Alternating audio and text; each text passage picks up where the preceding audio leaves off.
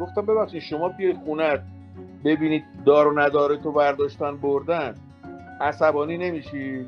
گفت مسلما. گفتم خب ما هم شدیم دیگه ببخشید. فرض کن داریوش مهرجویی بعد از انقلاب فیلم نمیساخت، اجرا نشینا رو نداشتیم، سارا رو نداشتیم، هامون رو نداشتیم. همین اتفاق در همون نصرت کریمی افتاده با عنوان کارگردان بالا بخش دیگه و یه نفر باید اینو میگفت و دیدیم که بهتر از اصغر فرهادی. ما نخواستیم بگیم خود آقای فرهادی گفت. چند چهره بسیار معروف جهانی اینو دیدن، از جمله مارکو مولر، جان فرانکو روزی و چند نفر دیگه تو دنیا که بسیار روشون تاثیر گذاشت این مجموعه. بله ببین آخه ما اگه فقط سینمایی به قضیه نگاه بکنیم این درسته، ولی در روند رشد نصرت کریمی من فکر میکنم که یک هنرمند ظریفتری شد. من هنر اولش رو مجسمه هاش میبینم. وقتی دید این 6 قسمت رو گفت این همه کار کردن. شاید میتونم بگم که توی زندگی نمایشی تر از اون چیزی بود که ما توی فیلم میبینیم. از همون روز اول دوم بود که برگشت گفت که من دوربین یه جا گذاشتم بگیرم و اینا. اونجا چرا گذاشتی؟ بیا بذار اینجا، این چه لنزیه و اینا. گفتم بابا حالا اینو میگیریم اونم میگیریم. گفت نه اون به نظر من اونجا جای خوبی نیست، اینجا جای خوبیه. و آقا من عرق یخ کردم اصلا. من امیدوارم بیننده‌ای که این فیلم رو می‌بینه زندگی کردن به سبک نصرت کریمی رو ببینه. به موسیقی آخرم که روزی که رفتیم ضبط کردیم من با موبایل ضبط کردم، رفتم خونه گوشتم بیخ گوششو، گفتم بابا اینم موزیک تیتراژ پایانیه. گوش کرد گفت قشنگ. سوال $1,000,000 پرسیدی، من نمیدونم این دو نفری که الان اینجا هستن این دو بزرگوار دوست دارن جواب بدن یا نه.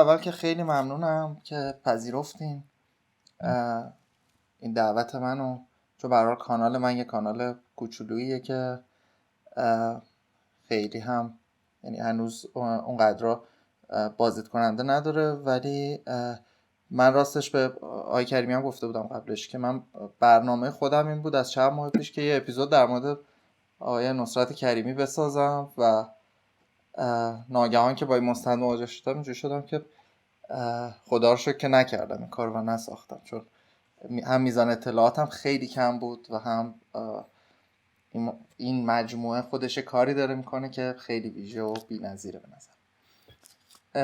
تشکر دوم من بکنم به خاطر کاری که کردین، کار بزرگی که کردین. به نظرم خیلی خیلی کار ویژه‌ایه.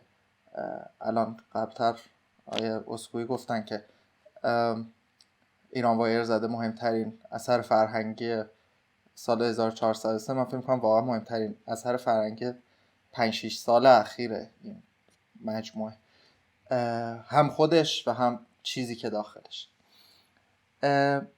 نکته سوم هم اینه که معمولا این گفتگو در مورد مستند پورتره هی معطوف میشه به شخصیت توی مستند. من تلاشم اینه که این وسط وایسم، یعنی یه ذره بیشتر مسائل فنی خود ساخت این مجموعه رو مد نظر قرار بدم.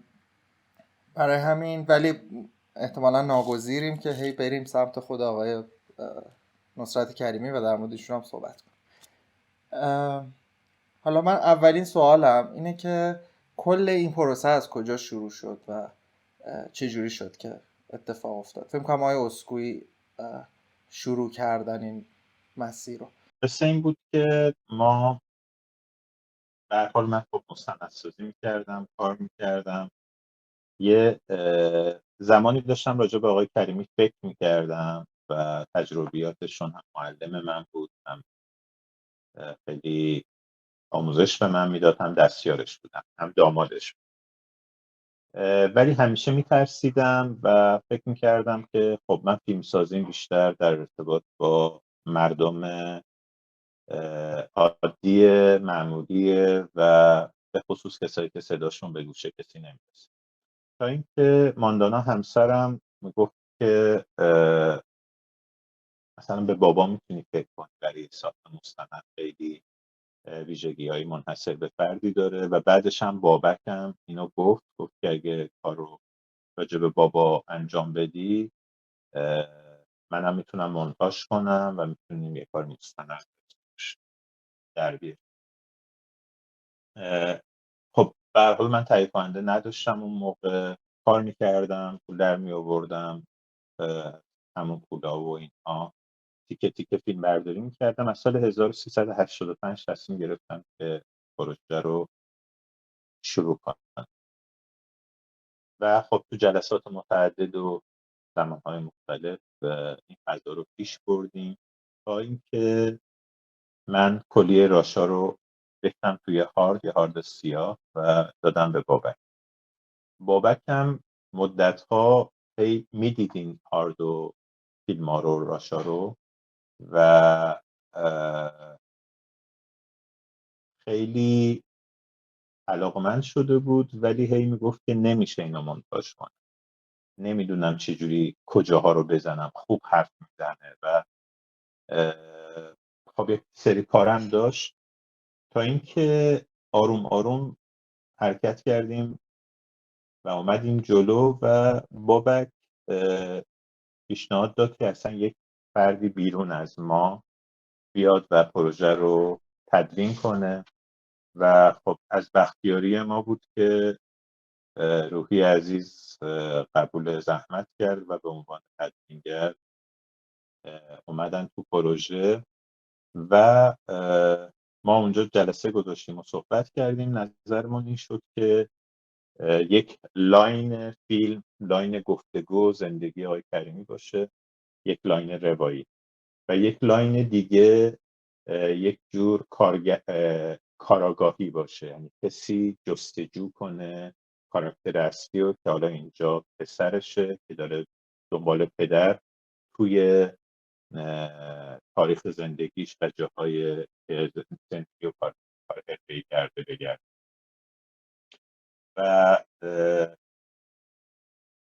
بعد که ما این مسیر رو رفتیم بابک اومد توی تیم کارگردانی دیگه، وارد کارگردانی هم شد و روحی هم همینطور دیگه جدی‌تر. از 3 تا نگاه مختلف به پروژه نگاه کردیم، به خصوص روحی که بخش پژوهش و اسناد خیلی خیلی زحمت کشید، بابک هم به فضای جستجو و خب یه متریالی هم از سال 1385 بود که آروم آروم مثل گذاشتن یه خورش روی آتیش خیلی کم به قول بابک، آروم آروم شروع کردیم که این جا بیفته. و حالا روحی صحبت کنم این که چجوری شروع شد به این شکل شروع شد. ببین دوی امدادی بود که 2 سال آخرش دیگه دوی مشترک شد، یعنی یه جایی به بعد ببین مهرداد کار شروع کرده بود. اول اینکه به این زمانا رو باید نگاه کنیم دیگه. سال 85 مهرداد اسکوئی خب خیلی جوان‌تر از الان بود، مو داشت، اما اون زمان یه مستندساز خیلی خوب بود یعنی 2 تا یا 3 تا مستند خیلی خوب، خانه مادری مرداب و دماغ و اینا از مهرداد اومده بود بیرون و همون موقع مستندساز شناخته شده بود. کاری به الان نداریم که دیگه ماشاءالله توی میشه گفت جزو بهترین های سینمای مستند ایرانه، ولی خب این نگاه از اون زمان بوده دیگه و سوژه رو هم کاملا میشناخت، چون اصلا سوژه پدرش بود، عملا پدر خانومش بود و ارتباط خیلی خوبی داشتن با هم. این کاری که مهرداد کرد توی این 3 سال 3 سال طول کشید فیلم برداری.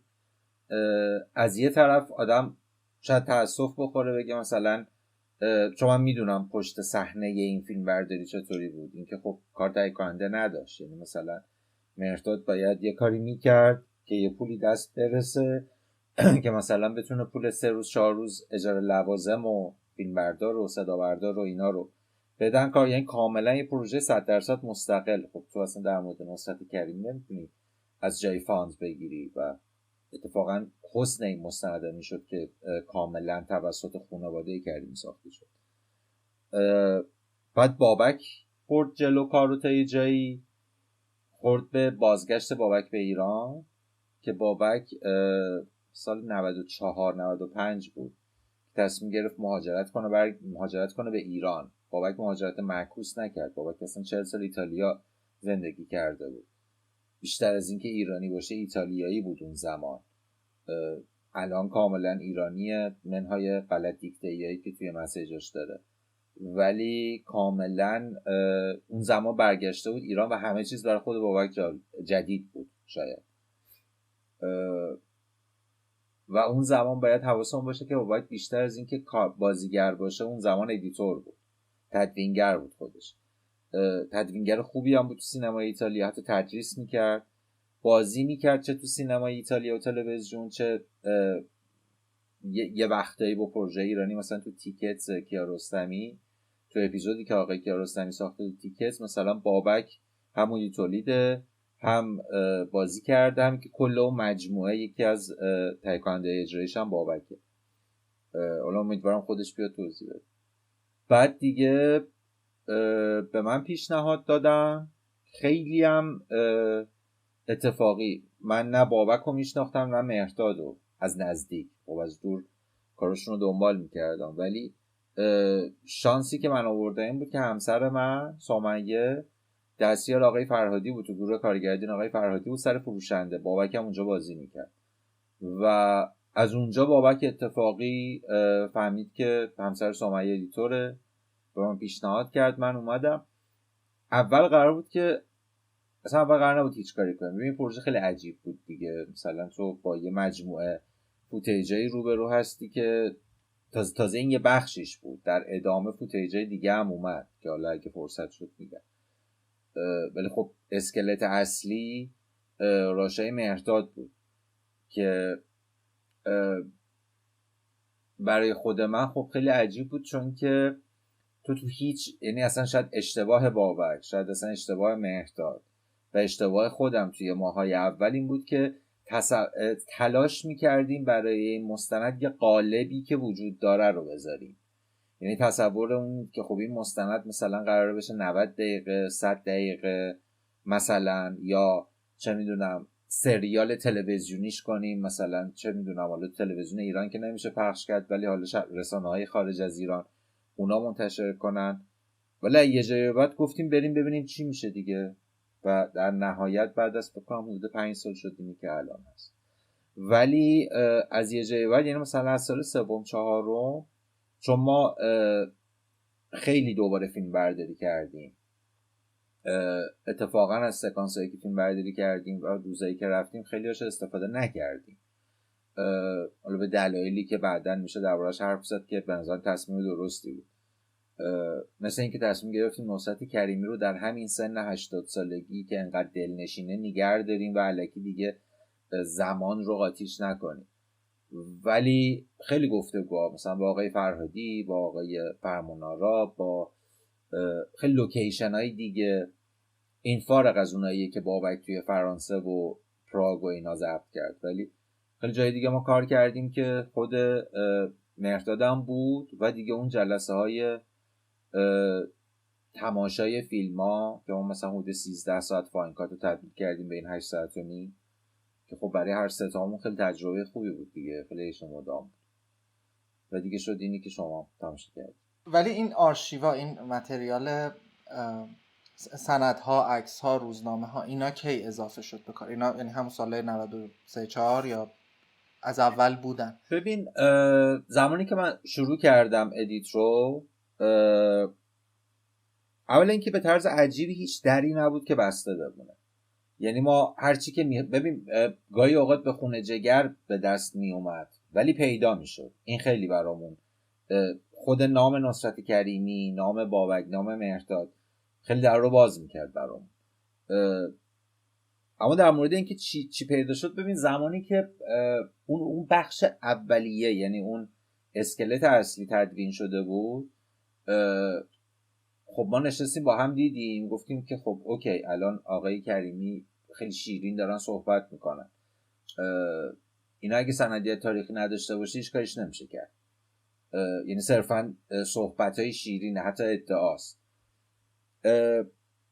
توی مرحله اول به این فکر کردیم که، یعنی من پیشنهاد کردم، گفتم که آقا بریم توی روزنامه‌های قدیم، تو مطبوعات قدیم رد نصرت کریمی رو پیدا کنیم. حتی من با 2 نفر حرف زدم که اینا محقق بودن، یعنی پژوهشگر بودن و اینا اکسس داشتن. اون زمان اینترنت خیلی با ما کمک کرده بود ولی هنوز آرشیو دقیقه مثلا همه روزنامه‌ها نبود.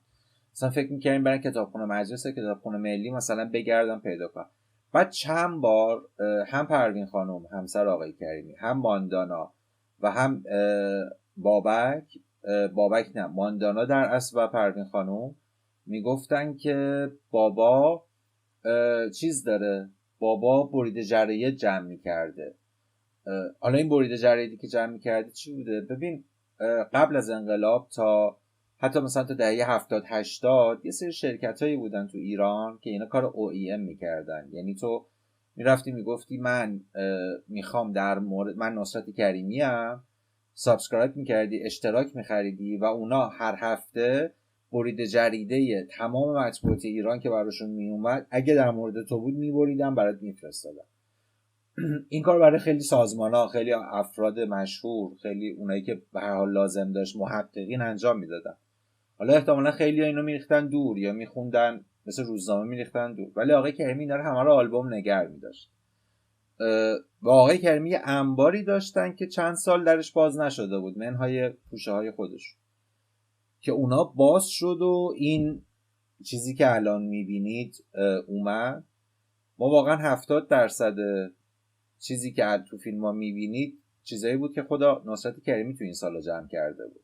برای همین هم ما میگفتیم این فیلم 4 تا کارگردان داره، در اصل نصرت کریمی هم کارگردان این فیلم.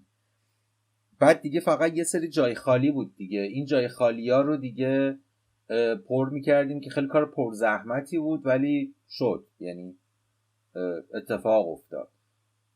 و خب هر 3 نفرمون هم یه سری ارتباطاتی داشتیم، میتونستیم ازش استفاده کنیم. مثلا فلانی رو میشناختیم که احتمالا فلان عکس رو داره یا فلانی که فلان فیلم رو داره، ازش میگرفتیم. ولی یکی از دلایلی که این پروسه فاز آخر پروژه مثلا 6-7 سال طول کشید در اصل این بود که پیدا کردن این اتفاقات احتیاج به صبوری داشت و ما 3 نفرمون این صبر رو داشتیم و رضایت نمیدادیم. یعنی ما چند بار مهرداد فکر کنم مثلا بالای 5 بار گفتیم خب این فیلم ها تموم شد دیگه الان اینه، ولی باز میرفتیم، باز پیدا میکردیم و باز میشد یه چیزی اضافه میشد بهش، یه چیزی کم میشد. دقیقاً. اصلا یه نکته‌ای که من اپیزود اول و بار اولی که داشتم میدیدم این مدلیه که وقتی خب یه آدم پیرمرد خوشبیانی داره خاطری تعریف میکنه میگه خب حالا این درصدیشو داره حالا یه چیزی اضافه و کم میکنه به خاطر زمانی که گذشته و همه اینها.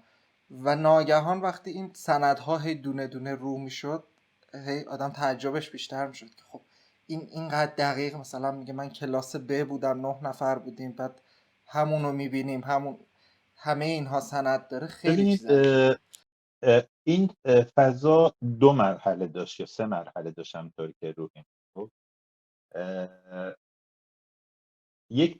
یک بخشش آماده سازی برای مصاحبه ها یا گفتگوهایی که با آقای کریم داشت. من اون موقع به یادداشتام نگاه کردم، اون موقع برای خودم یک فرمی در نظر گرفتم که خب من مستند پورتری یک چهره فرهنگی معروف و مشهور رو اصلا کار نکرده بودم. من مردم معمول رو کار کرده بودم و آروم آروم وارد جهان درون و ذهنی و زندگی و کار و حرفشون شد و بیشتر توی فضاهایی که اکت داشتن، تعامل داشتن. و آقای کریمی سن و سالش و اینا یه جوری بود که خیلی دیگه یه سکته خفیف هم کرده بودن و اون توانایی که مثلا 10 سال قبلش که من دامادشون شده بودم و کمتر شده بود. من یک برنامه برای خودم اون زمان چیدم که بهش میگفتم فرار از زندان. یعنی اینکه برای فرار از زندان تو چه مسیرهایی و راههایی رو پیدا میکنی. یکی از این اتفاقات مجموعه زیادی از عکسایی بود که آقای کریمی داشت و من به عنوان یه آدم کم تجربه تو این دست فیلمسازی یه لاین رو گذاشتم که عکس‌ها رو با هم دیدیم، یه سری کتابا رو با هم دیدیم. اتفاقا هم که روحی میگه یه سری برید جراید رو با هم دیدیم و از اونها من تونستم یه سرنخ‌هایی به دست بیارم که بتونم بر اساس اون سرنخ‌ها سوالاتم رو مطرح کنم. این سرسکانس‌ها یا سوالات اساسی که میتونستم ببره ما رو توی جهان ذهنی و تاریخچه شخصی زندگیش، بر اون اساس یه مقدار چیده شد، یه مقدار با خودش خیلی گفتگو کردم قبل از مصاحبه ها و بعد که دیگه مثلا یه چیز کوچیک میگفتم اون جهان ذهنی شد مثل اینکه یه خنجر کوچیک بزنی دریا رو باز کنه و بریزه بیرون. ولی اون موقع من خودم فکر میکردم که حالا ما صحبتاشو میبینیم، حالا یه تیکای فیلمشو میبینیم، یه تیکه از این عکسایی که داره معرفی میکنه و نشون میده و حالا یه مقدار از برید جراید روزنامه ها. ولی وقتی که گام به گام اومدیم جلو، بابک اومد تو تیم کارگردانی و تهیه، روحی اومد تو تیم تدوین و کارگردانی، ما پروژه نیازهای جدیدی رو تقاضا کرد یا نیاز کرد، اتفاقات جدیدی که خب یادم روی اگه اشتباه نکنم یه اسکنر توی دفتر تو گذاشته شد که خیلی چیزا رو اسکن کردی، خیلی از اسناد رو خیلی هم جستجو کرد خودش و یه سری از اسنادی که به قول رو کم بود اومد اون فضاها رو پر کرد. مثلا یه چیزایی بود که ما اسکن کردیم. منم یه دفتر پژوهشی دارم که کار تحقیق پژوهش راجع به تاریخ عکاسی و کارت پستال تصویری انجام میده. مثلا نگاتیو های خیلی زیادی بابک داشت که این نگاتیو ها مال کودکیش بود یا مال خانواده بود، اونها رو ما دوباره اسکن کردیم و این مجموعه یه خطوطی اومد که این خطوط داشت به هم وصل میشد. سفر بابک به آلبانی، به چک، به پاریس و روم، اینم خیلی اتفاقات ویژه‌ای به وجود آورد. پیدا کردن فیلم هایی که توی آرشیو مدرسه فامو بود توی چک، پیدا کردن عکس هایی از دوستان و همکلاسی های سابق و همکارای آقای کریمی در کشورهای مختلف، اونها هم یعنی یک ویژگی رو با خودش آورد. با یکی از دوستان صحبت میکردیم، اشاره به این شد که سطح روایی این فیلم از 3 بخش تشکیل شد. یکیش راوی خود نصرت کریمیه که روایت رو به دست میگیره و صحبت میکنه. بخش دوم بخش پسرشه که بابک کریمیه که او رو جستجو میکنه و بخش سوم که خیلی کمتره و ما آگاهانه تقریبا اکثر مصاحبه هایی که انجام دادیم با آدمای دیگه، حالا روحی راجع به این میتونی صحبت کنیم، اکثر مصاحبه هایی که با آدمای دیگه انجام دادیم آگاهانه اونا رو گذاشتیم کنار. یعنی شما به جز فرهادی و آقای فرهادی و آقای فرمانآرا که خارج از مجموعه ای از آدم‌ها و اتفاقات درگیر با نصرت کریمی بودن، مثال میزنم مثلا نوازنده تار موسیقی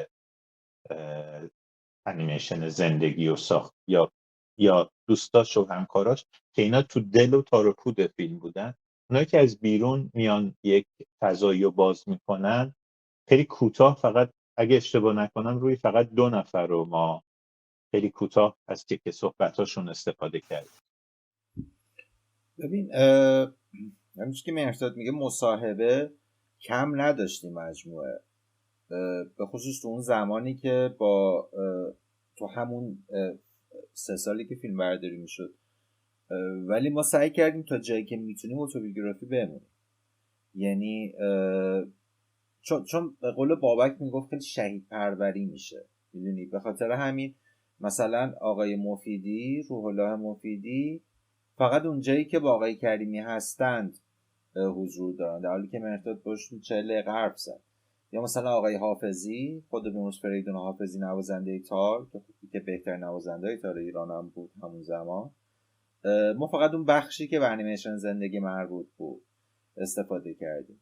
یا مثلا زمانی که توی اون لوکیشنی که آقای تقوایی دارن درباره آقای کریمی صحبت میکنن، خب اون یکی از اون شب‌های باشکوهیه که همه دوستان و هنرمندان اومدن برای بزرگداشت نصرت کریمی. از این اتفاقات 3-4 تا میفته و جوری که اونا در مورد نصرت کریمی حرف میزنن خب خیلی باشکوهه، چون اونا خب کریمی که امروز ما میشناسیم و احتمالاً سالها پیش دیدن، شناختن، باش بزرگ شدن، هنرمنده بزرگی هن تو تئاتر، توی سینما، توی مجسمه سازی، ولی اون بخشا رو استفاده نکردیم چون ما دلمون بی‌تعارف دلمون نمیخواست پوز نصرت کریمی رو بدیم، میدونی، دلمون میخواست که خود مخاطب اینو درک بکنه و حجم خیلی زیادی. مثلا ما با آقای خاکپور مصاحبه کرد مهرداد، یا مثلا با مهدی امینی مصاحبه کرد. اینا آدمای مهمی ان، آدمای فراموش شده ان تو تئاتر.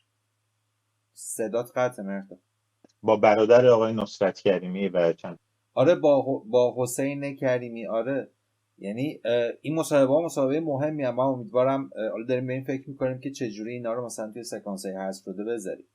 مثلا مصاحبه با آقای امینی، مهدی امینی که کارگردان و مترجم مهمیه توی تئاتر و همبازی آقای کریمی بود توی تئاتر فرهنگ و سعدی، این برای ثبت تاریخ باید بمونه، میدونین، به خصوص که خب مهرداد مصاحبه کننده قهاری هم هست و چون در مورد کاراکترها میدونه، در مورد اون دوران میدونه، سوالات خوبی پرسید، جواب خوبی گرفته. ولی همه اینا رو گذاشتیم کنار که بیننده با خود نصرت کریمی بیشتر ارتباط برقرار بکنه. خب همین، یعنی این اتفاقی که افتاده واقعا راستش. یعنی من حالا شخصا اگه بخوام بگم حتی دوست داشتم همون تیکه فرهادی و آیا فرمانآرا هم اگه نمی بود، چون خود نصرت کریمی به عنوان راوی داره یه کاری میکنه که خیلی خیلی خیلی ویژه است. یعنی اصلا نیازی نداره اون کسی دلیل داشت. آره 2 دلیل داشت. یه دلیلش بی‌طرف دلیل فنی بود. ببین الان تو کامنت ها هم از ما زیاد پرسیدن که چرا مثلا آقای کریمی در مورد خسرو میرزایی دوم چیزی شما تو فیلمتون نذاشتین. خسرو میرزایی دوم برای اونایی که نمیدونن یه سریال تلویزیونیه، حدود 16 قسمت بوده، قبل از انقلاب پخش شده از تلویزیون و بعد که دیگه انقلاب شده اون سریال نصرت کریمی بازی میکنه، خانم لورتا توش بازی میکنه، خانم دایانا، خیلی بازیگرایی که اون موقع بازیگرای مهمی بود. دقیقاً بعد از دیجان ناپلئون پخش میشه. اصلا دلیل اینکه نصرت کریمی دوبله دیجان ناپلئون رو نمیره، خود بیمارس ناصر آقای طهماسب روش حرف میزنه، اینه که درگیر فیلم برداری اون بوده. اتفاقی که افتاد اینه که مهردادم هرچی فکر کرد یادش نبود. ما 2 از نوارامون مشکل فنی داشت، یعنی 2 از نوارامون اصطلاحاً ریختگی داشت، نمیتونستیم اصلا ببینیم چی توشه. حدس میزنیم که شاید آقای کریمی اونجا در مورد خسرو میرزا صحبت کرد چون آرشیو آقای کریمی در مورد خسرو میرزا آرشیو کاملی بود، بریده جریده، عکس کمتر. همین اتفاق در مورد خانه خراب افتاد. در مورد خانه خراب هم آقای کریمی خیلی کم صحبت کرد، بیشتر در مورد این حرف زد که گرفتاریه پشت صحنه‌اش چی بوده، مثلا فیلم بردارش درگیر جدایی از همسر اولش بوده و فلان. یعنی خیلی در مورد ریشه‌اش حرف نزد، در حالی که خانه خراب برای ما سه نفر خیلی فیلم مهمی بود. یعنی ما ستامون خانه خراب خیلی دوست داشتیم و گفتیم دیگه اینو نمیتونیم ازش بگذریم، باید در مورد خانه خراب صحبت بشه. فیلم مهمیه تو تاریخ سینما ایران. خود من بعد از دورش کشی خانه خراب رو خیلی دوست دارم تو این 4 فیلم آقای کریمی. این شد که تصمیم گرفتیم با یه نفر در مورد خانه خراب و ارزش‌هاش صحبت کنیم. کی بهتر از بهمن فرمان‌آرا؟ چند دلیل، منها اینکه خود آقای فرمان‌آرا کارگردان بزرگیه تو سینمای اجتماعی ایران، دو اینکه تقریبا هم عصر آقای کریمی، حالا با یک دو نسل فاصله، و سوم اینکه آقای فرمان‌آرا یکی از مدیران تلفیلم بودن در قبل از انقلاب، بعد از انقلاب شد سیما فیلم و تلفیلم یکی از سرمایه‌گذاران خانه خراب هم بود. و همین دلیل، به همه این سه تا دلیل رفتیم و با آقای فرمان‌آرا حرف زدیم که گفتگوی خوبی هم شد. در مورد اصغر فرهادی هم، حالا منهای جایگاه اصغر فرهادی تو سینمای ایران، ما در اصل می‌خواستیم فقط از آقای فرهادی خاطره‌شون در مورد جلوگیری از حضور نصرت کریمی توی جدایی در سیمین رو بپرسیم. اما آقای فرهادی انقدر قشنگ فضای بعدش رو باز کردن که حس کردیم که یه جایی از فیلم لازمه که بیننده یه نگاه انتقادی هم بشنوه، چون نصرت کریمی به یه فرم عارف مسلکی یا اصلا از ترس هرچی انقدر اون فضای ممنوع کاریش رو ساده و کول میبینه که خب این یه فاجعه فرهنگیه، نه برای نصرت کریمی که خودش میگه من زندگیمو کردم شاد بودم، برای ما. یعنی تو فرض کن مثلا برای اینکه مخاطب بفهمه، فرض کن داریوش مهرجویی بعد از انقلاب فیلم نمیساخت، اجرا نشینا رو نداشتیم، سارا رو نداشتیم، هامون رو نداشتیم. همین اتفاق در مورد نصرت کریمی افتاده به عنوان کارگردان بالا بخشای دیگه، و یه نفر باید اینو میگفت و دیدیم که بهتر از اصغر فرهادی. ما نخواستیم بگیم خدا آقای فرهادی گفت، ولی دیدیم که خب جای خوبیه، بذار بمونه، بذار استفاده کنیم. آدم پروژه رو که میبینه، این پروژه طولانی و 6 اپیزود 1 ساعت و نیمه، نزدیک 9 ساعت حدوداً دیگه، و من همش به این فکر میکردم که خب اولا چقدر راش بوده که 9 ساعت از توش در اومده و چیا حذف شده و چیا رو مجبور شدن تصمیم بگیرن که اصلا استفاده نکنن یا سراغش نرن، جز مصاحبه با دیگران که بهش اشاره کردین، بحثی، مبحثی، خاطره‌ای. چون آقای کریمی اینقدر شیرین حرف میزنه که آدم میخواد ساعتها بشینه و گوش کنه دیگه، خاطرات شخصیشو و زندگیشو. این نکته بگم بعد روحی چون خودش تدوین کرده توضیح بده. ما یک نکته داریم توی فیلمسازی، میگیم که میتونیم ناخن انگشت رو کوتاه کنیم، انگشت رو نمیتونیم ببریم. تا کجا میتونیم پیش بریم؟ حتی صحبت این که اصلا این یه قسمت بشه، یه قسمت 1 ساعت و نیم و اینها، خب بین ما بود و وقتی که صحبت کردیم به این نتیجه رسیدیم که این میتونه اصلا یه فیلم بشه، حتی فیلم برای جشنواره ها بشه، ولی انقدر متریال ریخته میشه بیرون که حیفه واقعا. برای این رفتیم به سمت این که بریم به سمت یک فیلم اپیزودی که به سمت شکل مینی سریال. اما همطور که روحی هم گفت، ما مصاحبه‌های خیلی متعددی با آدم‌هایی که همراهی کرده بودن آقای کریمی داشتیم و من حتی خیلی داشتم به این فکر می‌کردم که با بعضی از آدم‌ها مثل شاگرداش گفتگو کنیم بعداً، ولی پروژه به یک شکلی بود که خیلی اجازه نمیداد. راوی انقدر قدرتمند و چند جانبه و عمیق روایت رو به دست گرفته و مسلط و شیرین و جذاب. ما توی مستندسازی میگیم که وقتی راجع به کاراکتر میخوای فیلم بسازی باید قصه گوی خوبی باشه، حتی اگه روستاییه، و باید جذاب باشه و با شیرین صحبت کنه، جذاب باشه، روایتگر باشه. همه اینا باعث میشه که ما بگیم این کاراکتر مثلا تو فلان روستا کاراکتر خوبیه. حالا علاوه بر اینا آقای کریمی خیلی راوی خوبی بود، خیلی هوشمندم بود و خیلی خاطره های با جزئیات یادش میومد. من الان 55 سالمه ولی امکان داره 5 سال پیش یادم نیاد که فلان کشور فلان آدم کی بود، چی بود، اسمش چی بود. این حتی اون شخصی که توی چکسلواکی بهش ویزا میده، آقای پانس، اسمش با جزئیات و همه کسایی که بهش درس دادن، خیلی از آدمایی که تو زندگیش بودن و من باش زندگی کردم توی کوچه و بازار، همه رو دونه دونه به اسم صدا میکرد و شغلشون رو میدونست و حرفشون رو میدونست. این سینماش از کجا میاد؟ این سینماش از شناخت عمیقش نسبت به انسان و اجتماع.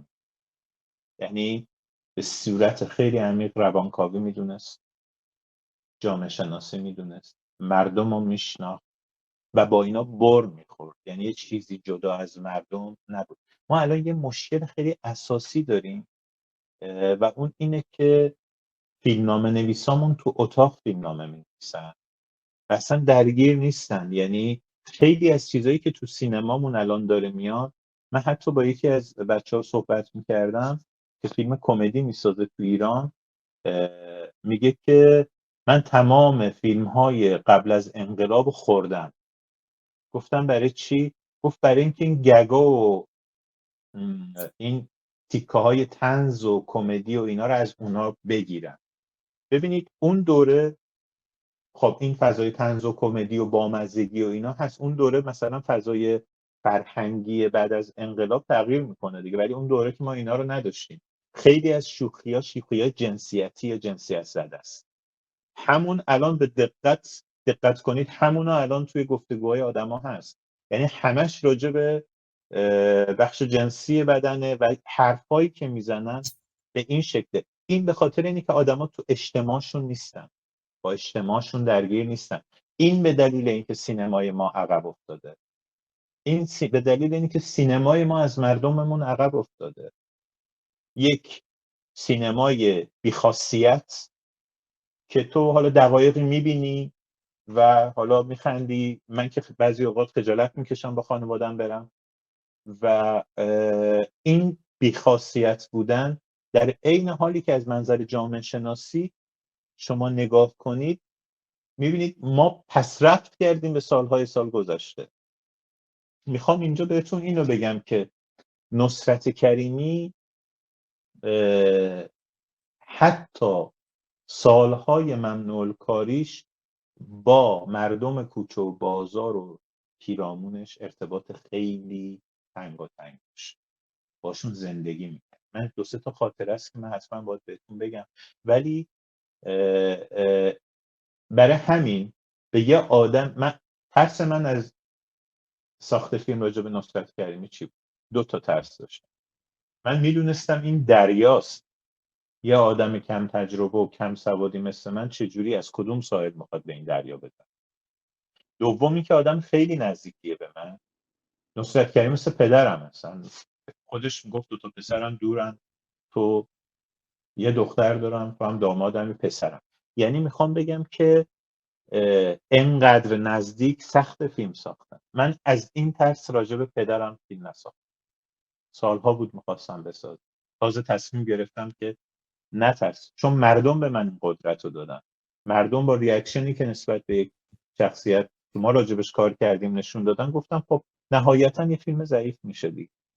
برای همین ما متریال خیلی زیادی تو بخش‌های مختلف تولید کردیم و حتی تو اون زمان، چه بعد که بابک اضافه شد، چه بعد که با روحی با هم دیگه، با بابک و روحی و اینها سکانس‌های طراحی کردیم، رفتیم گرفتیم از جمله اون سکانسی که توی تئاتر پارس بود، نصر بود، روی که بابک میره صحبت الان تئاتر نصر تهران. خب اینا چیزایی بود که بعداً گرفتیم و همینطور که روحی میگه ما داریم فکر میکنیم که شاید این تکه‌های مصاحبه ها و تکه‌هایی که تکه‌های بسیار زیادی که توی فیلم استفاده نشده رو نشده رو با یک تمهیدی بیاریم توی کانال یوتیوب نصرت کرد. خیلی هم یعنی خیلی اتفاق ویژه‌ای میتونه باشه. چون من یه سوالی هم داشتم که برنامه بعدیتون واسه کانال چیه؟ چون به نظر میاد که فقط قرار نیست همین فیلم روش باشه دیگه. این سوال آخرم بود ولی الان دیگه میپرسم. ببین حالا در مورد سکانس های حذف شده دو بخشه. یکی همونطور که مهرداد اشاره کرد گفتگوهایی که با افرادی که اون موقع باشون حرف زده شد مهرداد انجام داد. یه بخش دیگهش بخشاییه که خود آقای کریمی حرفای خیلی مهمی زدن که نذاشتیم. مثلا بعضی از اینا از نظر سندیت مهمه، مثل ملاقاتی که آقای کریمی میکنن با آقای مطهری یا یه سری چیزای دیگه که اینا رو نذاشتیم به دلیل اینکه یه مقدار طولانی میشد و بیشتر از بار دراماتیک داشتن که خیلی هم شاید نمیتونم بگم مهم نبود، ولی ما خیلی دوست داشتیم که بیننده خودش رو توی فیلم ها ببینه. به خاطر همین تو بخش تحقیقی قضیه خیلی وای نمیستادیم. یعنی مثلا اینی که آقای کریمی در مورد 20 دقیقه یا بیشتر در مورد مثلا تجربه نورپردازی توی تئاتر بعد از اینکه میاد ایران صحبت میکنه سر نمایش گناهکاران بیگناه که اولین باریه که توی تئاتر ایران نورپردازی موضعی وارد میشه و بعد مثلا خاطرش رو تعریف میکنه، تکنیکش رو تعریف میکنه، واکنش ها رو تعریف میکنه. این چیزیه که دیگه میشه گفت که اوکی برای بچهای تئاتر قطعا جذابه ولی برای مردم عادی شاید جذاب نباشه. منهای این که این بخشا رو میخوایم اضافه بکنیم، آثار نصرت کریمی رو هم داریم کار میکنیم. همین الان انیمیشن های نصرت کریمی ریمسترد 4K شده، کیفیت عجیب و درخشانی داره الان که اینا رو میخوایم بذاریم. فیلم های کوتاهش و مستنداش و در مورد فیلم های سینماییش بی‌تعارف باید بابک و مهرداد تصمیم بگیرن. فکر میکنم از نظر حقوقی اصلا نتونیم بی‌تعارف، یعنی به خصوص مثلا درشکچی که توسط موبی اگر اشتباه نکنم اونم 4K شده و اونا به زودی وارد کالکشن اونا میشه. ولی در مورد فیلم های دیگه شون در مورد فیلم های سینمایی در جای نیستم. کاش بابک بود یا میومد صحبت میکرد یا مهرداد شاید بتونه سوال جواب بده. ولی در مورد انیمیشن ها و فیلم های کوتاه و سکانس های حذف شده قطعا این کارو میکنه. اون یه فیلمی بود که از حسین بهزاد گرفته بود توی بله اونم هست. چند تا فیلم بله. اون چند تا فیلمی که توی پراید پیدا کردین اونا خیلی به نظرم آره اونا رو هم قراره بذاریم. اونی که خود آقای کریمی توش بازی کرده که شرح قصه یه دانشجوییه که تو اون سالا بوده، اونو خب رایتشو نداره. ولی مثلا نصیحت از رادیو یا نمایشگاه حسین بهزاد، اصلا نمایشگاه حسین بهزاد مهمه. ببین بعضی از مینیاتورایی که تو اون نمایشگاه دیگه نیست، گم شده، میدونی. و خب خدا رو شکر الان داریم، اونم ریمستر کردیم، اونم 4K شو اسکن کردیم. مثلا خود حسین بهزاد تصویر زیادی در دست نیست، یعنی این یکی از یه موزه داره آقای بهزاد تو سعدآباد داره، ولی یه بخشی از کارهایی که تو اون فیلم میبینین تا حالا یعنی خودشون دیگه نداشتن. خیلی عالی. ولی پس جایی رو به ذهنتون نمیاد که بگی که با من تدوینگر دلت نمی اومده در بیاری ولی مجبور بودی و همه اینها؟ خیلی جاها بود، واقعا خیلی جاها بود.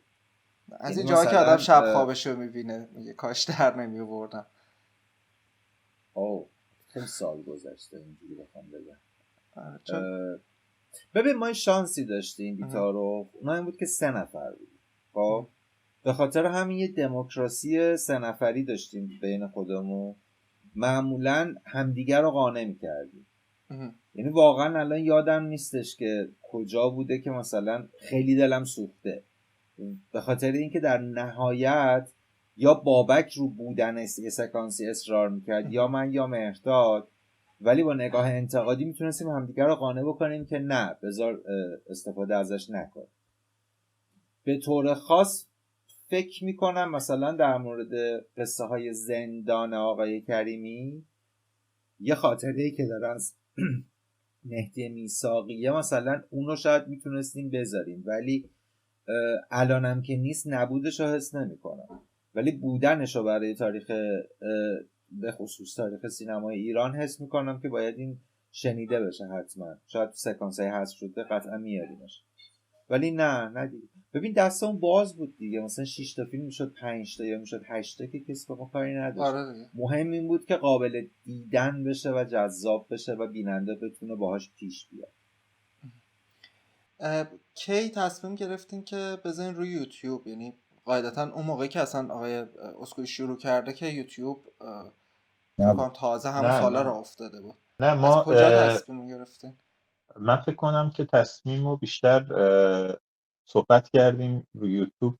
ببینید از چند سال پیش یه مقدار صحبت کردیم، چند چهره بسیار معروف جهانی اینو دیدن، از جمله مارکو مولر، جان فرانکو روزی و چند نفر دیگه تو دنیا که بسیار روشون تاثیر گذاشت این مجموعه.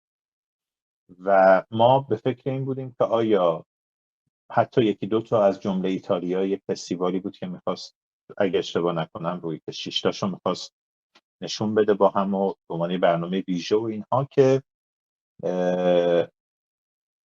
بعد حتی با پخش کننده ها صحبت کردیم و اینها. بعد فکر کنم بابک بود که گفت، پیشنهادش این بود که گفت که این باید بره دست مردم، یعنی مردم راحت بتونن دسترسی داشته باشن. و پیشنهاد یوتیوب اومد، نمیدونم روحی شما گفتی یا بابک گفت، ولی به هر حال توی گفتگو به نتیجه رسیدیم که تصمیم گرفتیم که بره یوتیوب. یه مقدارم تصمیم سختیه به خاطر این فیلم به هر حال هزینه داشت دیگه، یعنی 19 سال کار و اینها، چه اون دورانی که من پروژه رو پیش بردم، چه دورانی که بابک اومد با روحی کارو پیش بردیم. به هر حال بابک هم خیلی هزینه کرد و اینها همه باعث شده بود که فکر کنیم خب به هر حال این میاد یک اتفاقی هم به لازم مالی به عنوان تهیه کننده بیفته که بتونیم کار دیگه همون رو انجام بدیم. ولی خب دیگه یک تصمیم گیری جمعی بود که بذاریم تو یوتیوب و فکر کنم روز خوبی هم انتخاب شد روی، اگه اشتباه نکنم 100 ساله همزمان با تولد روحیه، چون جفتشون مثل که توی یه روز به دنیا آمدن. و یه چیزی که واقعا از روحی میخوام اینجا تشکر کنم، چون به هر حال بابک پسرش، منم دامادشم، ما یک عشق ویژه داریم و خب خیلی دوستش داشتیم. البته سعی کردیم دوست داشتن خیلی تو فیلم نیاد، خود فیلم بتونه ارتباط برقرار کنه، ولی واقعا روحی عاشقانه نصرت کریمی رو دوست داشت و تمام این سالها بسیار بیشتر از ما مراقب نصرت کریمی بود. و اینو صادقانه میگم، یعنی یک اعتقاد به این کاراکتر و این شخصیت و هم هنرش هم انسانیتش داشت که من سالها همیشه سپاسگزارش بودم. و اینکه واقعا یک اتفاقی که افتاد، من توی سالهای زندگیم دیدم که خب انقلاب شده و یک آدمی به دلایلی ممنوع کار شد، ولی این به اینجا رسید که خیلی از همکارا و همرده ها و هم نسلاش هم هیچ اسمی ازش نمی آوردن، هیچ امکانی به وجود نمی آورد و این یه مقدار منو غمگین میکرد. و یه خاطره دارم که تو خانه سینما وقتی که فوت کرده بود آقای کریمی، من و بابک تو خانه سینما رفتیم که هماهنگ کنیم برای مراسمشون. خب خیلی هم دوستان خانه سینما محبت کردن، کمک کردن. به چند نفر زنگ زدیم، از جمله هم نسل آقای کریمی و بازیگرای جوونی که خیلی اعتقاد داشتن، حتی یکی دو تاشون اومده بودن شما کرده بودن دستشون و خیلی موقعی که زنده بود من میدیدم رفتاراشونو. دو تا برخورد داشتن، یکی این که نه آقا فلان ما کار داریم و برنامه داریم، یا اینکه گفتن میایم حتما، چرا نیم و نیومدن. اونجا من خیلی دلم شکست، نمیخوام غر بزنم، از غر زدن خوشم نمیاد، ولی اونجا فهمیدم که یک اتفاق فرهنگی به وجود میاد توی کشور.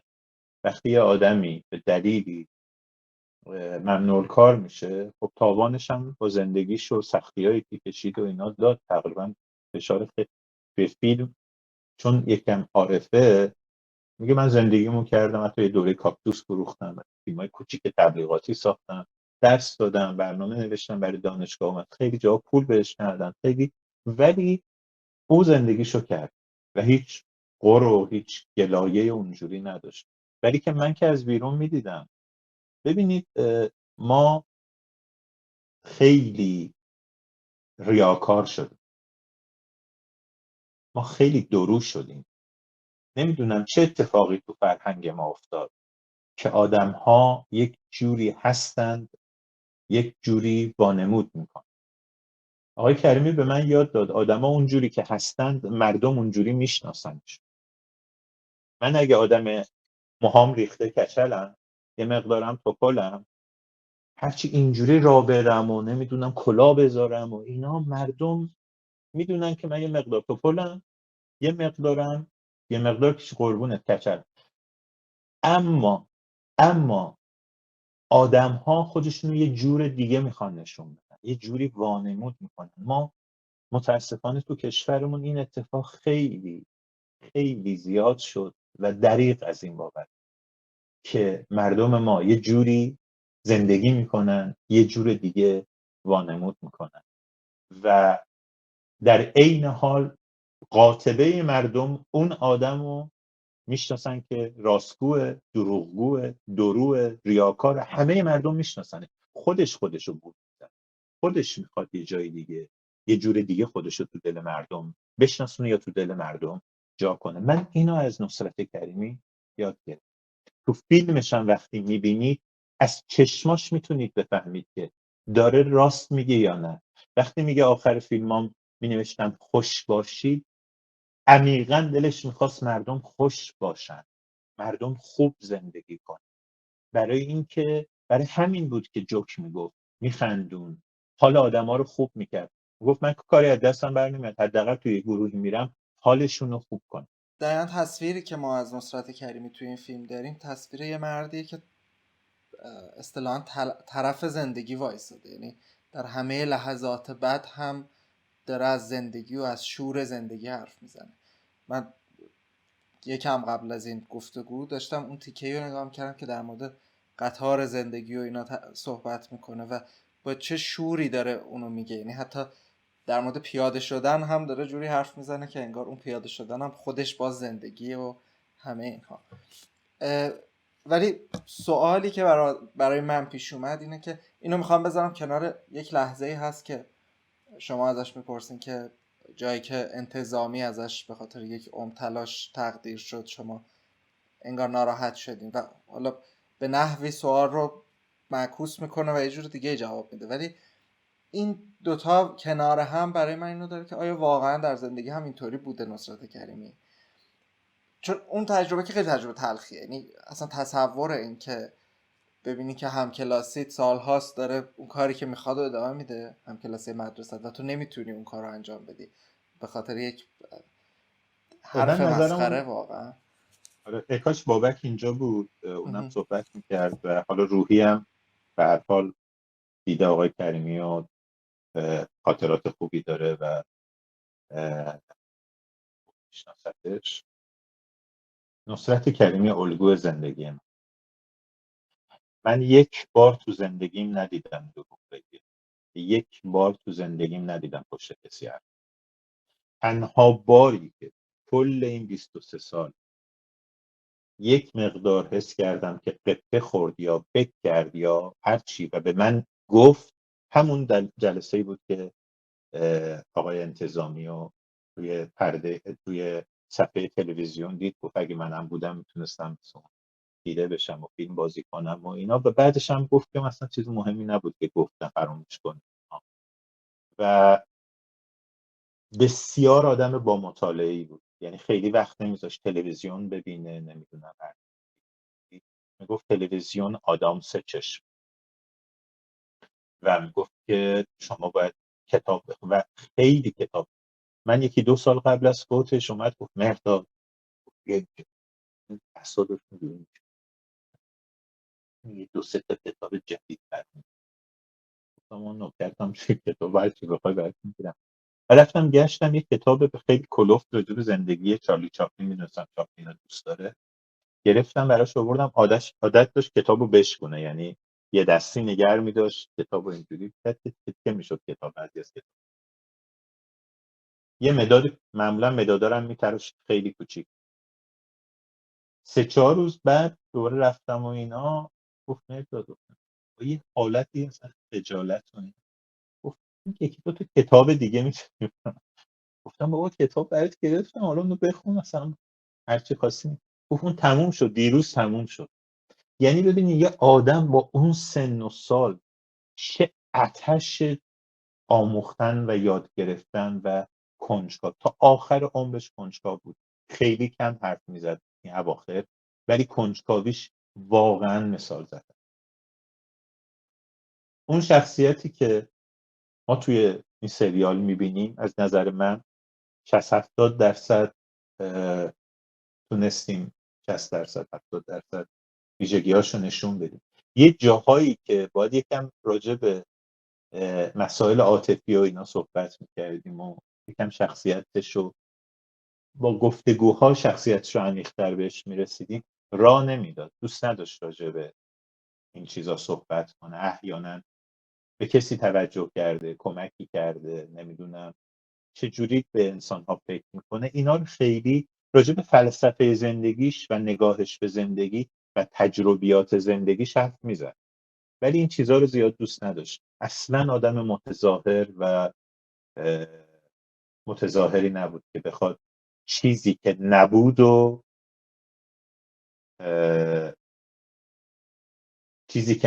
و بازی کنه. حتی من اواخر مجموعه یه سوالی ازش کردم که چقدر بازی کردین، چقدر خودتون بود. اونجا هم گفت من بازیگرم، نمیتونم بگم که چقدرش. خب یعنی میخوام بگم این آدم داره پیوسته خودشو ارزیابی میکنه، پایش میکنه. ببین من فکر میکنم بیننده‌ای که این 6 تا فیلم رو ببینه، هر کسی یه برداشتی ازش داره دیگه، یا امیدوار سازنده که بیننده یه برداشتی ازش بکنه. من امیدوارم بیننده‌ای که این فیلم رو ببینه زندگی کردن به سبک نصرت کریمی رو ببینه. مثلا قرار نیست یاد بگیره یا چیزی بکنه، یعنی اصلا سبک زرنگ بودن، سبک طناز بودن، سبک زبل بودن، سبک عزلت طلب نبودن، سبک مهر طلب نبودن یا همه این چیزهای دیگه. و این اتفاق، میگم من آرزومه که این اتفاق بتونه بیفته برای بیننده. حالا بیننده دیگه هر کسی دریافت خودشو داره دیگه، ولی آره خب واقعا کاراکتر عجیبی بود. من همیشه میگم نصرت کریمی عجیب ترین هنرمند تاریخ معاصر ایران. مثلا نمیگم بهترینه، که تو خیلی چیزا بهترینه بی‌طرف، ولی میتونم اینو بگم که عجیب ترین هنرمند تاریخ معاصر ایران از همه جهت، از شکل کاراش، از این زلفنون بودنش، تا اینکه نوع نگاهش به مردم و جامعهش. این خیلی اتفاق مهمیه. من امیدوارم واقعا هنرمندای ما تو هر بخشی یه خورده بیشتر آشتی کنن با جامعهشون. هنرمندای ایرانی متاسفانه الان با جامعه خیلی قهرن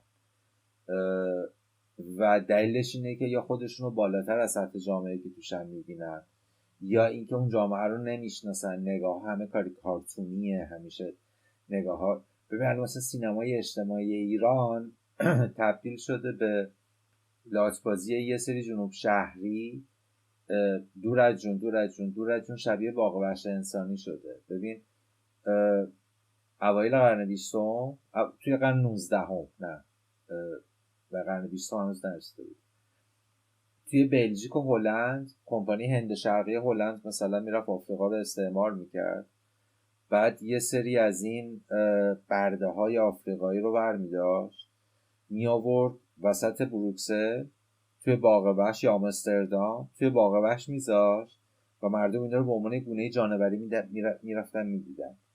دور از جون سینمای اجتماعی ایران داره این شکلی میشه. یعنی گذشت اون زمانی که عباس کیارستمی طعم گیلاس رو وقتی میساخت جامعه رو میشناخت، یا مهرجویی زمان اجرانشین آهامون، الان شبیه این شده که مردم ما بریم چیپس و پفکمون رو بگیریم، بریم یه سینمایی تو شمال شهر یا حالا توی جای دیگه، مثلا قصه بدبختی مردم جنوب شهر رو ببینیم، حالا یا تو بخش کمدی زیر چه میدونم پایین تنه ایش، یا تو بخش سینمایی درامش که مثلا چه میدونم فلان بازیگر سوپر استار رو ببینیم که چقدر مثلا خوب داره مثلا تیزی میکشه یا مثلا ادای فلان رو در میاره، در حالی که نصرت کریمی این کارو نکرد. ببین توی صورت عکس‌سازیاش تو نگاه کن، اصلا به سینمای اجتماعی نورالیسمش کار ندارم، خیلی راحت بود که نصرت کریمی میرفت به سمت کارهای آبستره، مثلا اون اسبی که ساخت و شاملو هم خیلی دوستش داشت، تو عکسش هم از عکس معروف مهرتاد، میرفت تو ساخت فضاهای آبستره. ببین کاراش خیلی خوب میتونست بفروشه، به خصوص خارج ایران. یعنی کلا برند نصرت کریمی مثلا نمیگم مثل هیچ تناولی، منظورم نیست، منظورم اینه که به سمت کار آبستره میرفت، هم پول خوبی داشت و نون خوبی داشت و اسم خوبی داشت، ولی اون کارگر سبز میدون رو میکشید.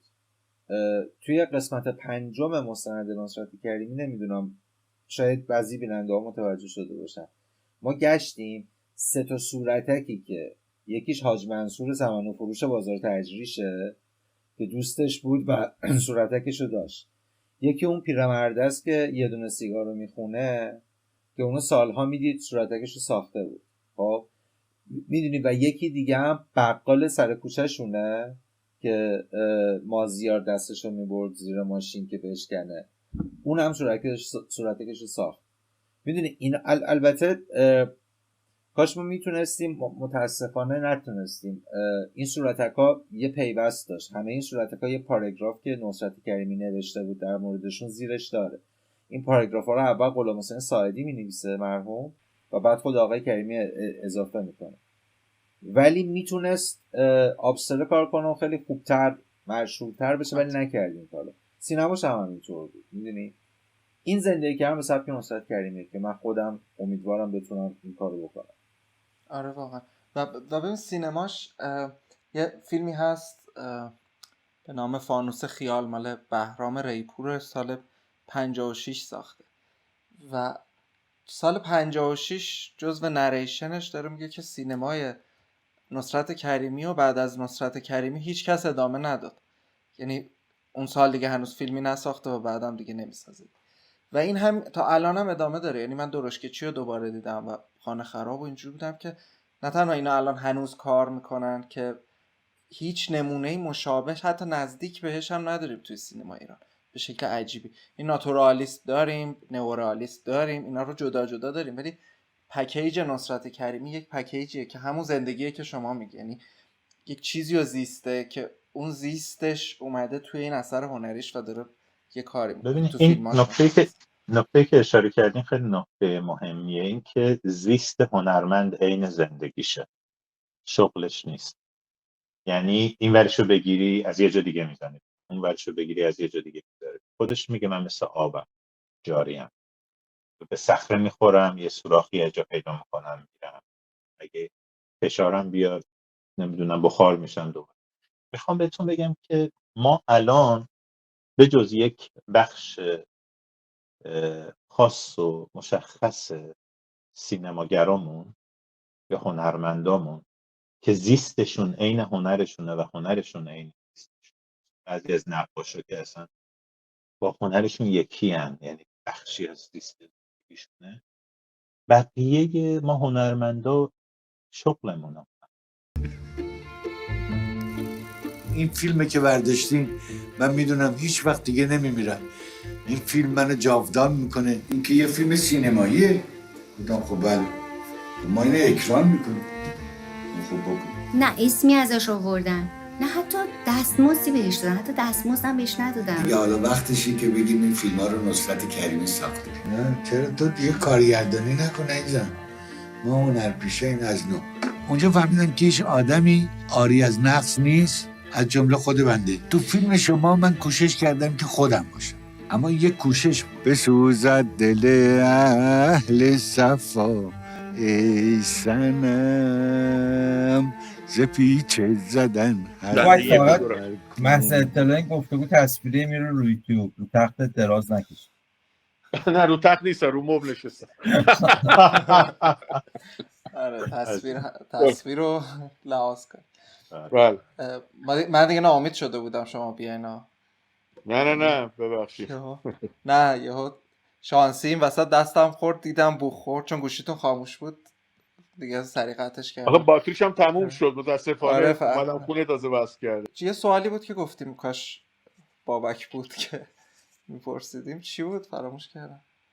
که آیا نصرت کریمی همون شخصیتی که تو فیلم میبینیم انقدر دوست داشتنی و تاثیرگذار و اینا، یا نه این برداشتی که شما دارید؟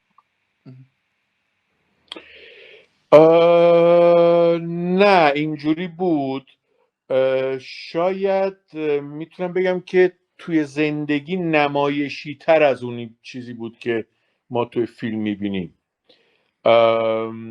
چون معمولا این تصور هست که بازیگرها و آدمایی که برها توی نمایش هستن جلوی دیگران مثلا ماسک بازیگریشون رو دارن و توی خلوتشون اغلب غم انگیزن و نمیدونم، مثلا کسایی که با کمدی کار میکنن معروفن که تو زندگی خصوصیشون اصلا آدمای جالبی نیستن، خیلی افسرده و غم زده و مش، خیلی از وودی آلن بگیر تا خیلی کسای دیگه. ولی بابا اتفاقا تو خونه شاید خیلی بیشتر نمایشی بود و یعنی زندگی براش یه سن تئاتر بود که دائم باید شوخی میکرد اینا و اتفاقا چیزایی که تو زندگیش پیش میومد میبرد توی سینما. اینه. آره یعنی من اصلا فکر کنم بازیگری رو تو خونه از بابا یاد گرفتم تا اینکه سر مثلا فیلم برداری یا مثلا تو کلاسای این و اون. آره.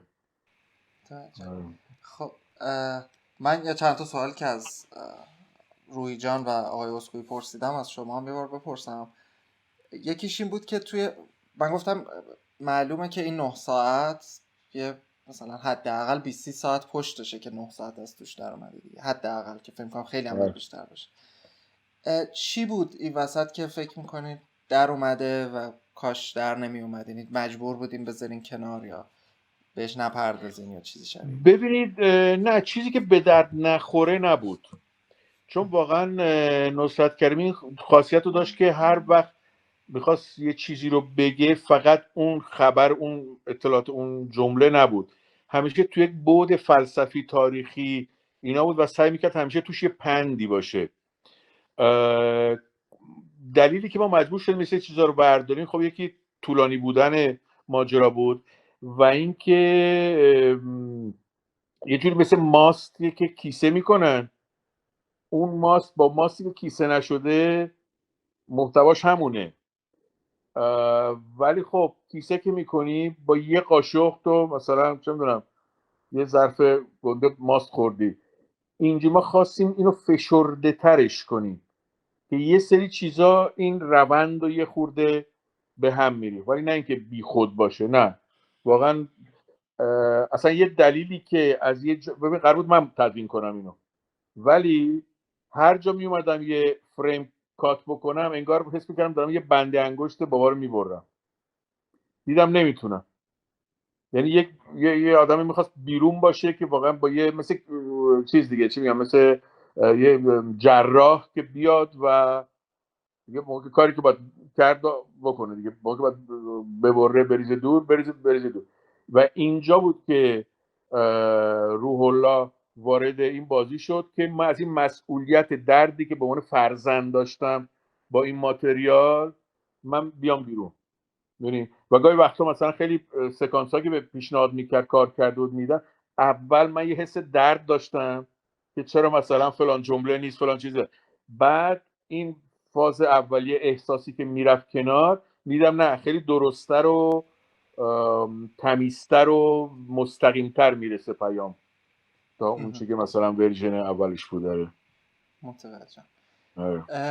من یعنی من اینو بگم، ما حالا یه سری سکانس ها داریم که گذاشتیم کنار که حالا قرار اینا رو به عنوان بونوس احتمالاً توی کانال بذاریم، مثلا آره، به عنوان بخش رولا هفتم مثلا. آره، و خواهید دید که اصلا هیچ چیزی که ارزش دیده شدن نداشته باشه وجود نداره، آره همش قاعدتا درصد. ولی میگم اینجا دیگه فشردیم یه چیزایی رفت بیرون دیگه. آره منم من منظورم ببین نبود که ارزش نداشته باشه، ببخشید، منظورم این بود که به نظر میاد اینقدر همه چیز جذاب بوده اون پشت که سخت بوده اصلا انتخاب بین اینها. بله بله، اصلا یه دلیلی که اینقدر طول کشید که ما هر بار هر ورژنی رو باید میذاشتیم بیشینه تنشین بشه تا ببینیم مثلا دلمون برای یه سری چیزای تنگ میشه یا الان که نیستن میتونن هم نباشن. این زمان میخواد، یه خود آدم باید بذاره تنشین بشه یه سری چیزا و این بود. یعنی با شعله کم یه آشی که خیلی یواش یواش پخت داره. ببخشید روی جان می‌خواستین چیزی بگید؟ آره من فقط تو تکمیل حرف بابک در مورد اینکه چیه داشتیم، ببین ما حدود 60 تا نوار 40 دقیقه مصاحبه‌های مهرداد بود، حدود فکر میکنم حدود 4 ساعت مصاحبه‌های نادر تکوین همایون بود که برای یک مستندی به اسم ایران انقلاب سینمایی که یکی از مستندهای خیلی خوب سینما ایرانه که من دیدی یا نه، بله اونو بابک تکوین کرده. برای اون مستندا بود که آقای تکوین همایون به ما هدیه داد. راشای مستند آقای زراعتی بود که این شانس رو به ما داد که اون بخش جوانتر نصرت کریمی که خود فعالتر و اکتیوتر رو داشته باشیم. به علاوه حدود فکر کنم 30-40 تا نوار VHS بود که هر کدوم از اینا 120 دقیقه 180 دقیقه است. در از جلسه های تدریس خصوصی نصرت کریمی مثلا توی خونه شاگرداش، یا مثلا یه سری سمینارهایی که مثلا در مورد گرین مثلا داره با 20 شاگرد مثلا. به علاوه یه سری فیلم دیگه که بابک پیدا کرد از این برون بر کلا مجموعه اینا شد حدود 13 ساعت فاین کات که 8 ساعت و نیمش تقریبا شد چیزی که شما داشتید، ارزش شد شما دید.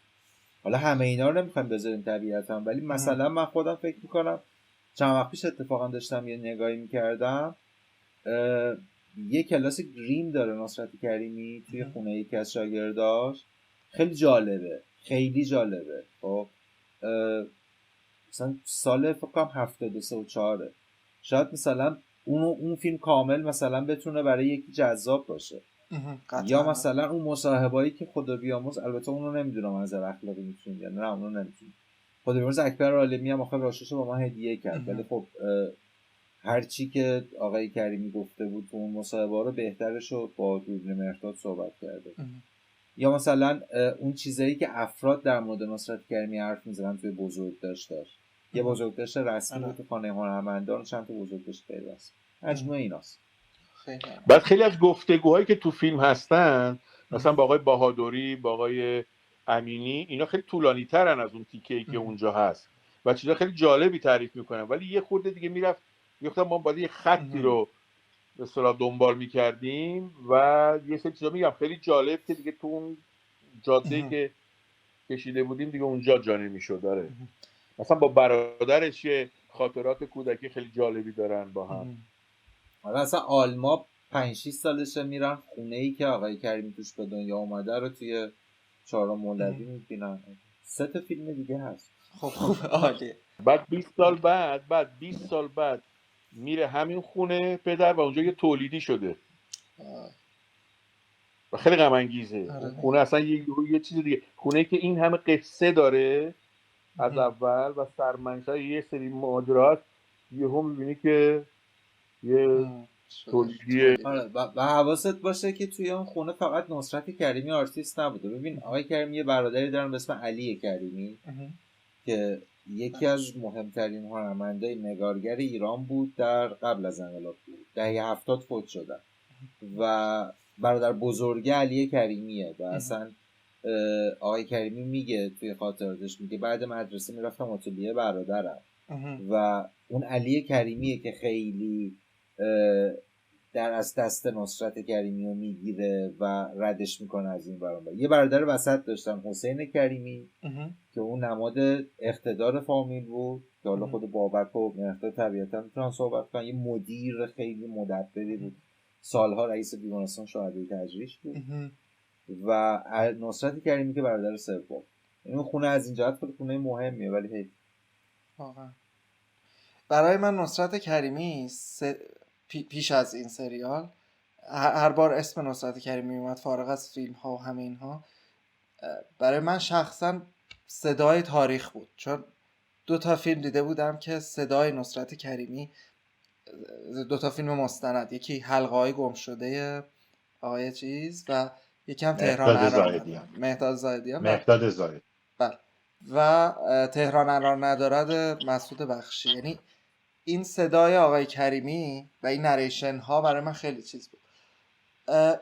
آن شب که باران اومد و از قلم انداختیم. آن شب که باران اومد، بله اونم قطعا. ولی منم یکی دو تا کار کردم به نام مریم جزیره هنگام و ساوچی که اونجا هم آقای کریمی صحبت. خب حالا دقیقا سوالم همینه که چرا در مورد این نریشن ها اصلا، یعنی من فکر می‌کنم تو قسمت 6 به این هم میرسیم، چون بیشترشون هم تو دهه جز اون شب که بارون اومد توی دهه 80 خیلی این اتفاق افتاد دیگه. یعنی در اوج ممنوع کاریشون یه چند تا نریشنی داشتن که سوال $1,000,000 پرسیدی. من نمیدونم این 2 نفری که الان اینجا هستن، این 2 بزرگوار دوست دارن جواب بدن یا نه. ببینید اگه بخوایم فهرستوار ببینیم که نصرت کریمی چیکار کرده، خیلی کارهای دیگه‌ای کرده. ما قصدمون تو این فیلمی نبود که این فهرست رو بخوایم تعریف بکنیم، چون اینا به هر حال تو اینترنت و تو چیزا هست کسی که بخواد بگرده. ما مسیرهای زندگی رو تعریف کردیم و دوراهیایی که یک آدم عاشق هنر توی همچین مملکت اینقدر سخت با مسائل فرهنگی، اجتماعی، سیاسی اینا چجوری موانع رو تو بتونی رد بکنی. اونجاست زندگی. بعد که رد کردی میتونی 2 تا کار بکنی، 4 تا کار بکنی، 10 تا کار بکنی، اون دیگه مهم نیست. دیگه افتادی توی راهی که یاری کارتو میکنی. مثل همون جایی که پدرم نامه‌ای که مینویسه به گیلانی میگه من اگه الان بمیرم خواهند گفت نصرت کریمی فلان فلان فلان 4 تا فیلم ساخت، 56 سالگی مرد، 10 سال دیگه میگن خواهند گفت مثلا 14 تا فیلم ساخت. من با 4 یا 14 تا فرقی نمیکنه. رسیدن به اون مرحله مهمه. بعد دیگه واقعا دیگه هر که میتونی تولید میکنی دیگه، هر چقدر تواناییت و شرایط و اینا. اینه که ما زیاد چیز نداشت که هر کاری کرده همه رو بخوایم اینا رو تولید، ولی چیزایی که تعریف کردیم هر کدوم یک مسیر جدیدیه که اینو دوباره از صفر شروع کرد. مثل کوهنوردی که یه راهی میره با سختی میرسه به نوک، اونجا خب بعضی همونجا وای میستن، هتل میزنن و دیگه اونجا میمونن، ولی نصرت کریمی تا هر جا میرسید از اون بالا یه قله دیگر رو میدید. ولی انقدر هوشیار بود که میگه من نمیتونم از قله بپرم به قله، میومد پایین میبست اونو میداد به شاگرداش، یعنی خودشو خلاص میکرد از اون تجربه، دوباره تخلیه میشد، دوباره از سر یه تجربه جدیدی رو میرفت یه کوه دیگه.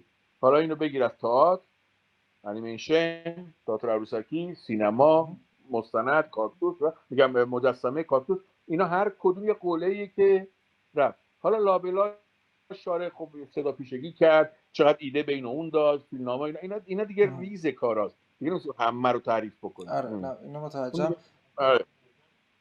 شما آیا اسکوئی چیزی میخواین اضافه کنید؟ نه. آره چون حالا من اینو به این دلیل گفتم که توی همون قسمت اوله که یه شعری رو میخونه که یعنی فن بیان رو داره چیز میکنه و ببین فقط یه جمله میتونم اضافه کنم که بابا نصرت همیشه به ما میگفت که من صدام قشنگ نیست، فن بیانم خوبه که مردم احساس میکنن که صدام. چون خیلی ها بهش میرسیدن میگفتن که شما خیلی ما عاشق صداتونیم. همیشه میگفت من صدای قشنگی ندارم، ولی چون فن بیانم خوبه شما حس میکنید که صدام خوبه. البته من خیلی زیاد باش موافق نبودم، صداشو خیلی نه صداشو که واقعا صدای خوبی بود، یعنی این دیگه شکست نفسیشون بوده فکر کنم. ولی من این سوال سخته دیگه هم بپرسم، میدونیم، یعنی من تو اون مصاحبه‌های دیگه هم که کردین شنیدم و میدونیم هم که خب بعد انقلاب کار نکردن، یعنی کار فیلمی نساختن به شکل رسمی حداقل. ولی سوالی که برای من پیش اومد به خاطر 2 تا فیلم یا هوم مووی شاید بشه بهشون گفت که توی مجموعه میبینیم، یعنی یکی با خانم داناییه که توی پراگن و توی پارکی و این چیزا، و یکی هم با پروین خانم که یه ویدئوی رنگی خیلی بامزه‌ایه که انگار یه فیلم خونگی ساختن. و این سوال برای من پیش اومد دومیو که دیدم که چرا دیگه وقتی که هندیکم بود و همه اینا، آیا واقعا نصرت کریمی وسوسه نشده یا یه فیلمی نساخته، یه فیلم کوچولویی؟ چون میدونیم بعضی از فیلمسازایی که بعد انقلاب ممنوع کار شدن، یعنی الان داره کم کم مشخص میشه که با 8 میلیمتری و با هندیکم و اینا یه سری فیلم تو خونهشون ساختن، حداقل یه تجربه‌ای خواستن بکنن. ولی نصرت کریمی واقعا این کارو نکرده یا کرده و نمیدونیم. اینو مهداد میدونه، من اون سالا ایتالیا بودم ولی به غیر از تیزرها و این چیزا خبری از فیلمی ندارم. داری تو؟ نه، بابا نصرت یه دوربین داشت، دوربین خیلی قدیمی بود که باش عکاسی میکرد و خب خیلی عکسای خوبی گرفته بود. اون دوربین رو به من هدیه کردم که قبلا عکس میگرفت، عکس نمیگرفت بعدش دیگه خیلی، ولی همیشه میگفت از این زاویه نور رو ببین چقدر خوبه، نگاهش رو داشت. ولی اینکه مثلا با دوربین 8 میلیمتری یا دوربین ویدئو این فیلم بگیره اصلا من هیچ وقت ندیدم و بیشتر وقتش رو به مطالعه میگذاره به جز کار تیزر و کلاساشو. و یه گرده‌هایی داشتن، کلاس خودشناسی پناه، پرورش نیروی انسانی، که اونا رو بعضی هفته یکی دوباره میرفت و صورتکا و کار توی باغچه و مطالعه و احیانا دانشگاه، بعضی اوقات دانشگاه و تدریس. و مهمتر از همه صورتکا من ندیدم و فیلم بگیم تو این 23 سالی که من میشناختمشون. آخه تصویری که من دارم، تصویری که من دیدم، تصویری که شما 3 نفر ارائه دادین از آقای کریمی، و چیزی که توی مخصوصا 2 قسمت آخر خیلی مشهوده علاقش نسبت به دوربینه. یعنی اینکه هی دوربینو بذار اینور، 1 2 3 نگفتی، اونجایی که ورزش میکنن هی میگه بیا بذار اینور. یه بخشش معلومه داره بازی میکنه، ولی یه بخشش هم آدم هی میگه که هر چی داره میگه که من دارم مجسمه میسازم، دارم این کار میکنم، ولی دوست داره اون دوربینو. و عجیبه برای من یه من من حالا دوستانم حتما صحبت دارم. من داشتم فیلم برداری میکردم ازشون و اینا. روز اول بهش گفتم بابا نصرت اگه میشه شما فیلمساز بزرگی هستید و اینها و میدونم چند سال کار نکردیم، اگه مثلا خواستی چیزی تو کارگردانی و اینا به من بگی، منو بکشی گوشه یا شب وقتی میایم خونه به من بگو، جلوی بچه ها و تیم و اینا به من نگو. بعد همون روز اول دوم بود که برگشت گفت که من دوربین یه جا گذاشتم بگیرم و اینا. اونجا چرا گذاشتی؟ بیا بذار اینجا، این چه لنزیه و اینا. گفتم بابا حالا اینو میگیریم اونم میگیریم. گفت نه اون به نظر من اونجا جای خوبی نیست، اینجا جای خوبی. و آقا من عرق یخ کردم اصلا. گفتم حالا من بهش گفته بودم تو خونه، به من گفت خدا یکی کارگردان یکی. اصلا امکان نداره من جلوی تیم، تو کارگردانی، من موضوع تو هم. من 1 2 بار اینجوری شد تو اون روز و من اومدم خونه و ماندانا پرسید کار چطور بود، گفتم همه چی عالی بود و خوب بود، فقط یه مسئله‌ایه که بابا من که خیلی وقت کارگردانی دلش میخواد کارگردانی کنه، من بعد نمیدونم چیکار باید بکنم، بعضی وقت دست و پامو گم میکنم و اینا. دیگه شب خوابیدم، خوابم نبود تا نزدیکای صبح.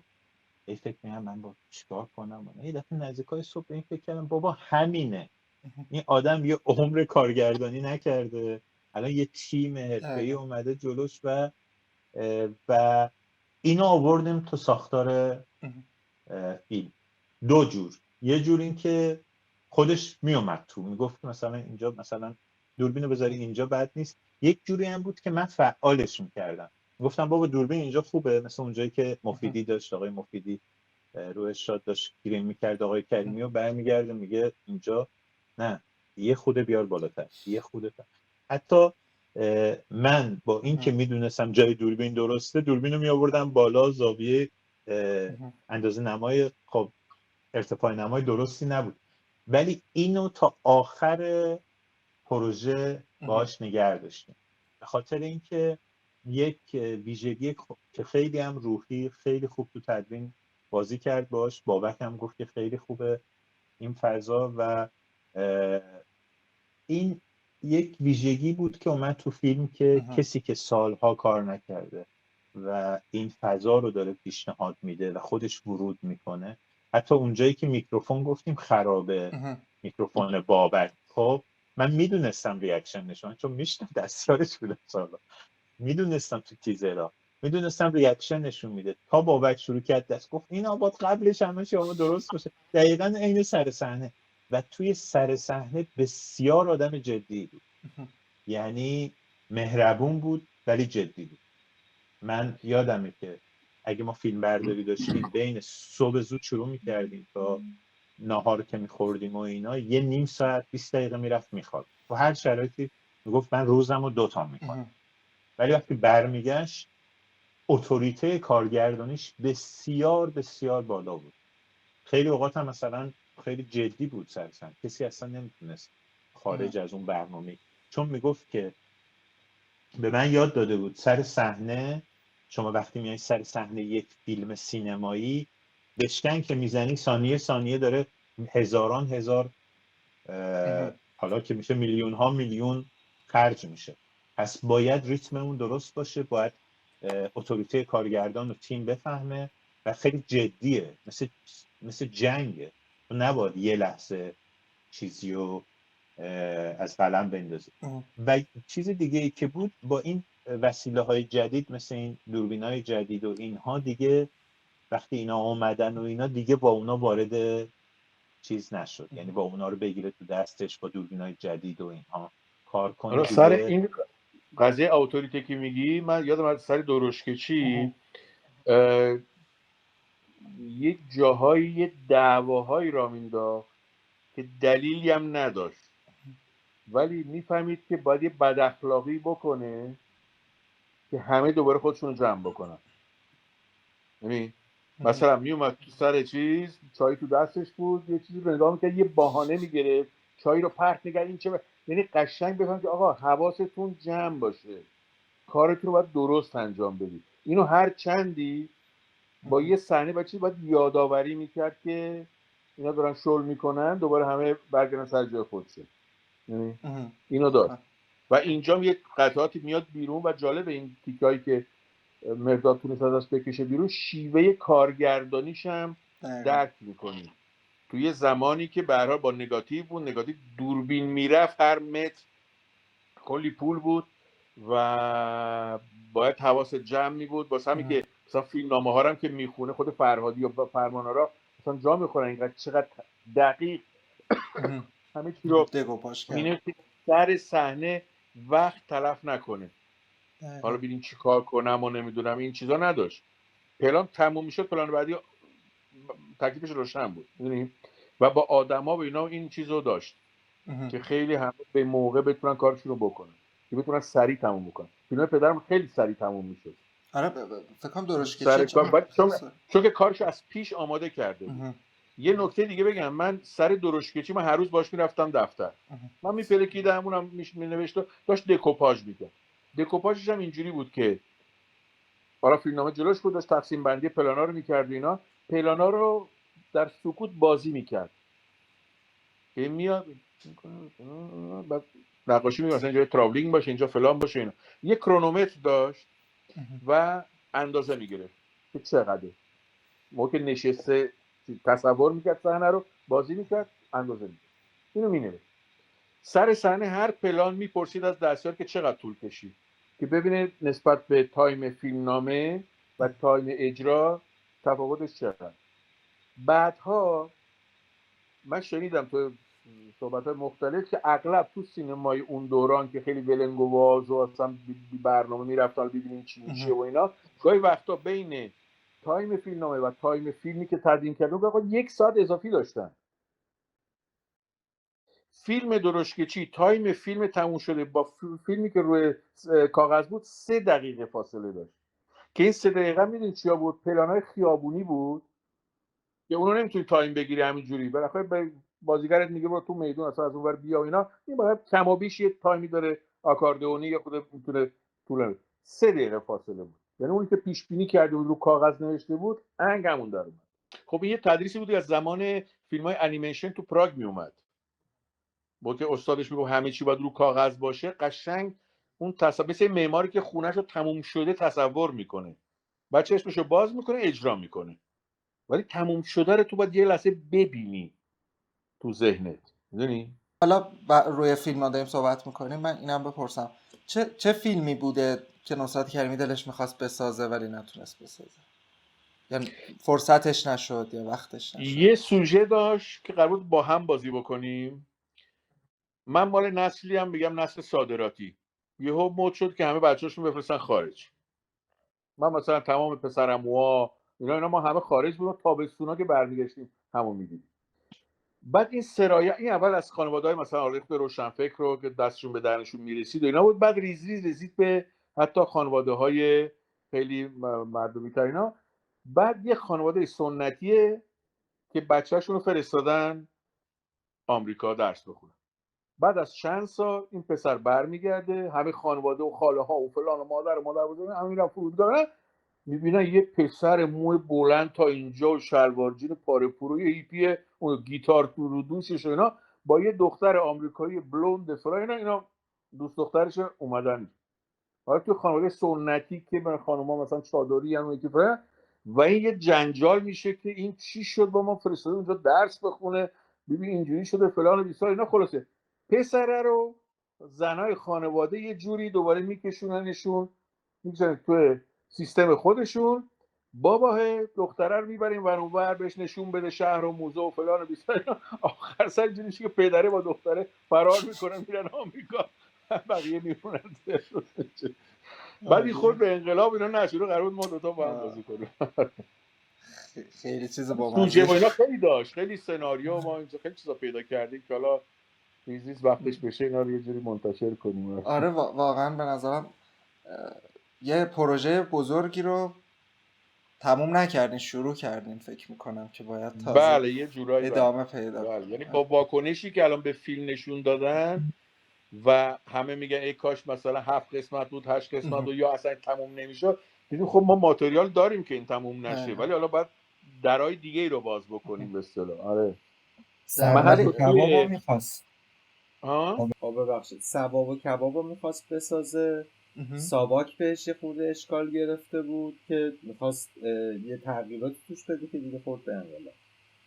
آخرین فیلمی که میخواست بسازه اون نشد ثواب و کباب داشت با گوگوش حتی.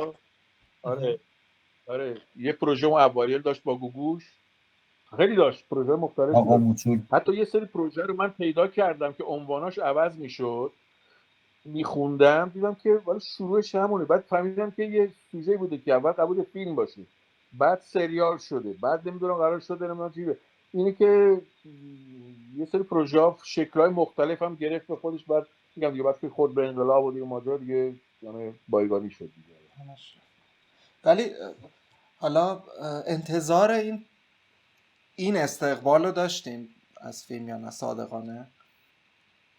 در این حد نه تا یه جایی، چون به هر حال میدونستیم یه شخصیتی که محبوب بوده و مردم دوستش دارن و به همت تکنولوژی همچنان فیلماش داره تو خونه ها میگرد و اینا، اینو تا یه جایی میدونستیم که یه تماشاچی خواهد داشت، ولی این واکنش احساسی اینقدر قوی مخصوصا تو نسل جوان، یعنی ما پیغامایی که دریافت میکنیم حیرت آورن. یکیش اینه که مثلا میگن ما اون دوره رو اصلا یه جور دیگه برای ما تعریف کردن و ما داریم میبینیم که بابا چه دوران درخشانی بوده، چه آدمایی اون موقع وجود داشتن و چه کارهایی کردن با نبود امکانات.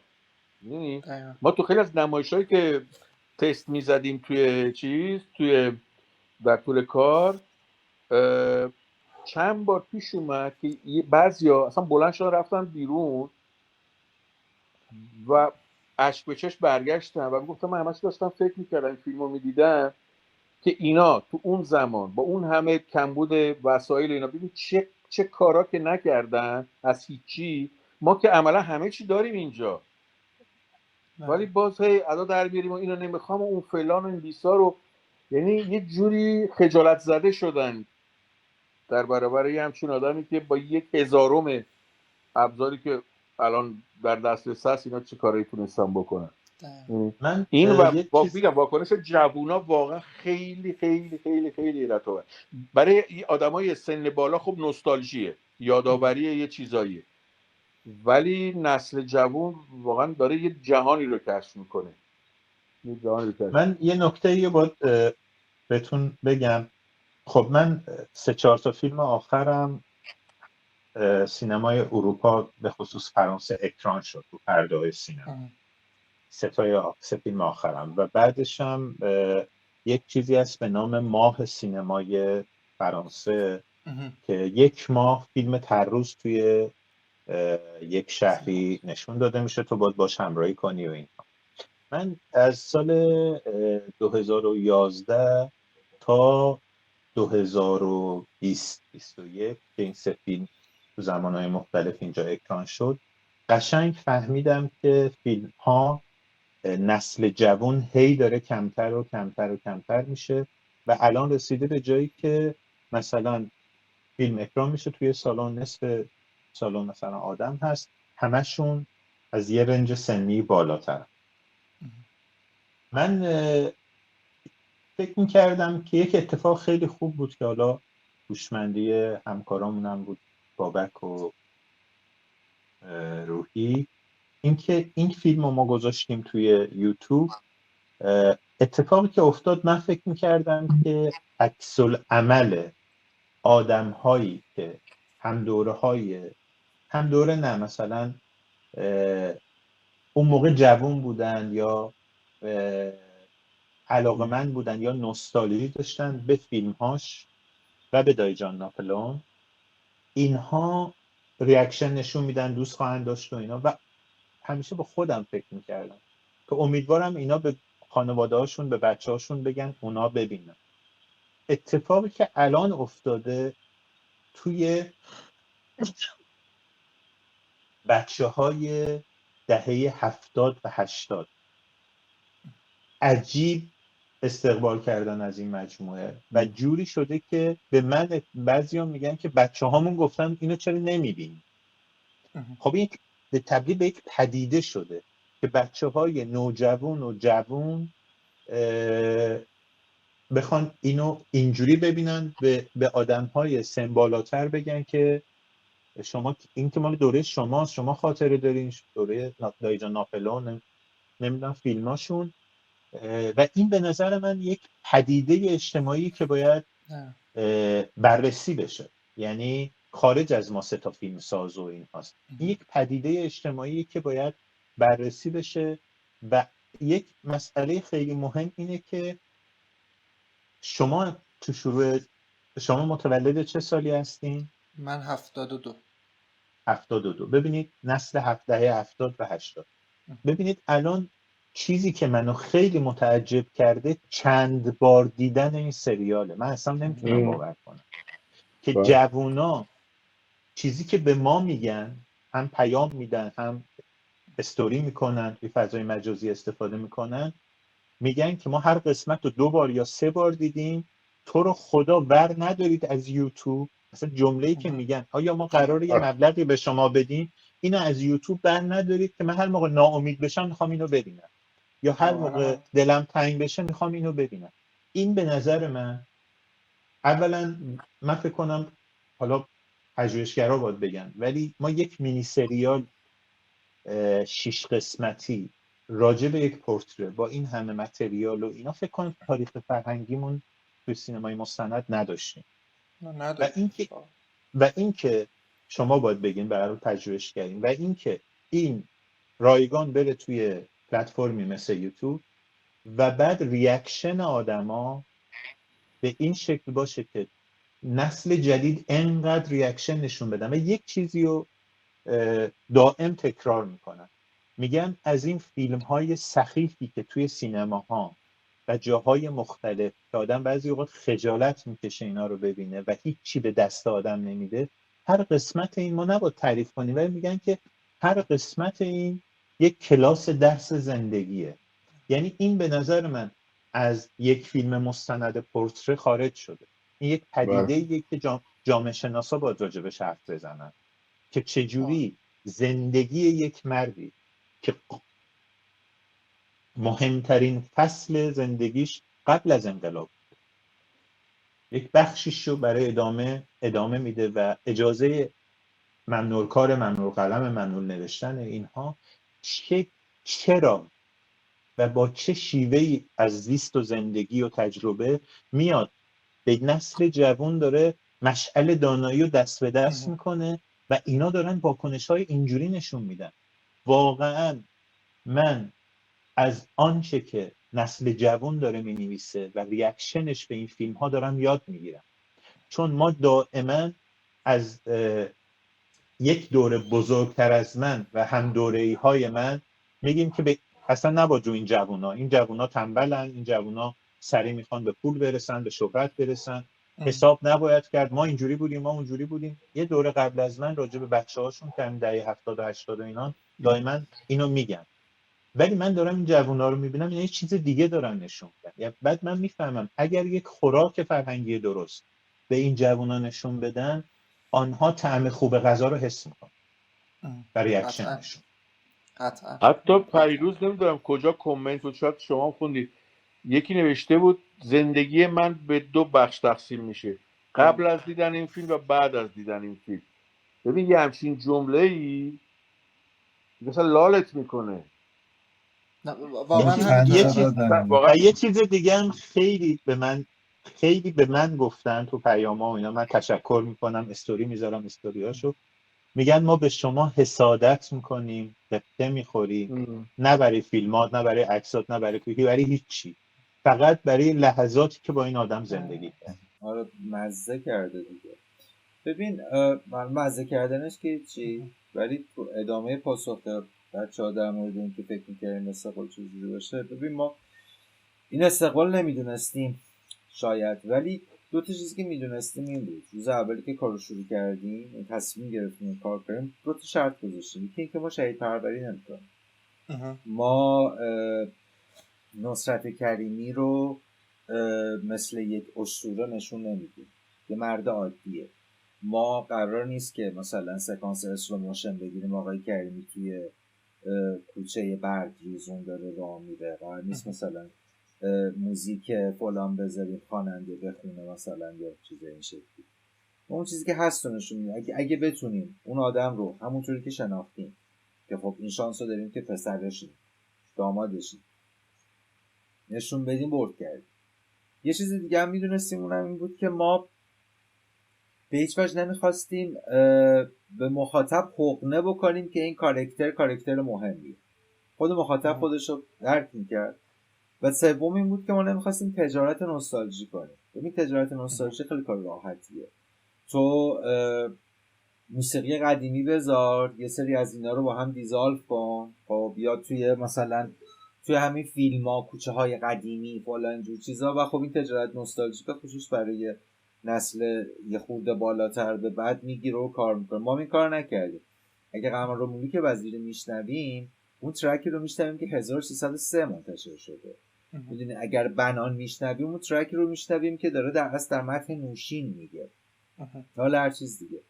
اما یه جایی رسیدیم که پیش خودمون حس کردیم که، یعنی منم ترسیدم اول و بعد این ترس رو بابک منتقل کرده و مهرداد، ستامون با هم ترسید. این که آقا ما اینقدر الان داریم کیف میکنیم از این کاراکتر و این فیلم، آیا واقعا اینطوره؟ آیا واقعا این آدم این فیلم ها ارزش دیدن داره برای مخاطب؟ آیا دوست دارن؟ 2 تا امتحان گرفتیم. سال 97 بود فکر میکنم. یه گروهی رو انتخاب کردیم. این گروهی بودن که یکیشون از دوستای ما بود، بقیه‌شون رو اصلا نمیشناختیم. بچهای دهه 70 بودن. اواخر دهه 60 و دهه 70، یعنی همسن شما سنشون بیشتر، 76 7 هم توشون بوده. اینا بچه‌ای بودن که هر هفته جمع می‌شدن خونه این دوستشون و با هم فیلم می‌دیدن. حالا مثلا از چه می‌دونم فیلم‌های نولان بگیر تا مثلا فیلم‌های هر چیز دیگه، بدون اینکه هیچ حرفی بزنیم رفتیم اونجا. دیویدی بود اون موقع، دیویدی رو گذاشتیم دستگاه و فقط پرسیدیم، گفتیم که بچه‌ها نصرت کریمی رو چقدر میشناسین؟ دو تاشون میشناختن، یکیشون خوب میشناخت، اصلا عشق سینما بود، آره آقا جان فلان. یکی دیگه اسمش شنیده بود، بقیه اصلا نمیشناختن. و در طول یک هفته این 6 تا فیلم رو برای اونا نمایش دادیم. یک تست دیگه گرفتیم 6 ماه بعد که یه خورده کامل تر شده بود فیلم ها، باز نسخه نهایی نبود، تیتراژ نداشت، مثلا مصاحبه آقای فرهادی نبود، هنوز لاله‌زار نرفته بودیم تاج نصر رو بگیره. با یه گروه دیگه که اون گروه متخصص تر بودن، یعنی بچهای نویسنده بودن، پژوهشگر سینما بودن، مترجم توشون بود، 2 تا از شاگردای نصرت کریمی توی اون چیز بودن و اونا دیگه کاملا میشناختن. برای اونام نمایش دادیم و خب سنشون هم بیشتر بود. و همین واکنشی که الان ما تو اشل 100,000 مخاطب گرفتیم، از اون 2 تا جمع کوچیک گرفتیم. اونجا بود که دیدیم خب مثل اینکه کار میکنه و تازه هنوز انقدر بهتر نشده بود. بعد که دیگه اکران شد میدونستیم ستامون که این فیلم ها به اینجا میرسه، ولی واقعیتش اینه که اصلا فکر نمی‌کردیم انقدر زود. من یادمه به بابک گفتم که خب چون بابک هم میتونین از ریشش حدس بزنین که چقدر با اینترنت آشناست. وقتی به بابک میگفتم، بابک میگفت خب چه جوری میشه؟ گفتم ببین بابک 6 ماه میگذره ما 3000 تا مخاطب رو رد میکنیم، 3000 تا سابسکرایبر رو. بعد 6 ماه 3000 تا رو رد کردیم، ویومون رسیده به 10,000 تا ویو. بعد این میره بالا، بعد اینطوری میشه. بعد کات قسمت اول پخش کرده بودیم، همون شبی که قسمت اول پخش شد گفتم بابک من 4000 تا سابسکرایبر بده. و میدونی یعنی واقعا انتظار نداشتیم انقدر زود این اتفاق بیفته. امیدوار بودیم مثلا این موجی که الان هست بعد 1 سال 2 سال پیش بیاد، نه اینکه بعد مثلا 1 هفته 2 هفته. و خب این فقط وقت نصرت کریمی واقعا. ببین میدونی یه اتفاقی که افتاد، این سوالی که الان مهداد هم میگفت باید جامعه شناسایی ببینن که چی شده، منم این روزا این سوالم اینه که آخه چی شد در این ابعاد داره میترکونه این فیلم. ببین یک درد مشترکی هست در تمام ایرانی‌ها، یعنی هر کی یه شناسنامه ایرانی داره این نکته که الان میگم اینو داریم، و اون اینه که ما دلمون یه چیزی میخواد ولی نمیتونیم. این حسو همه دارن، هر کی که مونده اینو داره، اونی که رفته داره، اونی که تو سیستم داره، اونی که بیمه دیده، اینو کلا ما این چیزو داریم. یه خود قربه زنیم، یه خود طلبکاریم، همش فکر کنیم مقصر کسی دیگه است، ولی اینی که ما یه ناکامی داریم اینو هممون حس میکنیم. تا حدی که مثلا میری یه جایی هتلی، یه جایی مثلا یه سرویس یاد میگه آقا چرا اینجوریه، چرا مگه معمولا نباید تو هتل اینجوری باشه؟ خب اینجا ایرانه دیگه. من این جمله پدر منو در میاره. میگم خب یعنی چی؟ مگه باید مسخره بازی باشه؟ چرا خودتو تحقیر میکنی اینجور؟ کارتو بهتر کن. پس با که این جمله رو به من میگی تو میدونی درستش کدومه، چرا غلطش رو انجام میدی؟ چرا شلخته هستی؟ چون همه یه ناباوری دارن که ما نمیتونیم، ما همش فلانیم، ما فلان. حالا هر کی یه مسئولی پیدا میکنه برای این چیز. این فیلم یک آدمی که حالا خیلی هم نمیشناختم، میگم نسل جوان که اصلا 0 کیلومتر ولی همین درد رو حس میکنه، یهو میبینه که یه آدمی تو شرایط به مراتب بدتر ایستاده و کارشو کرده،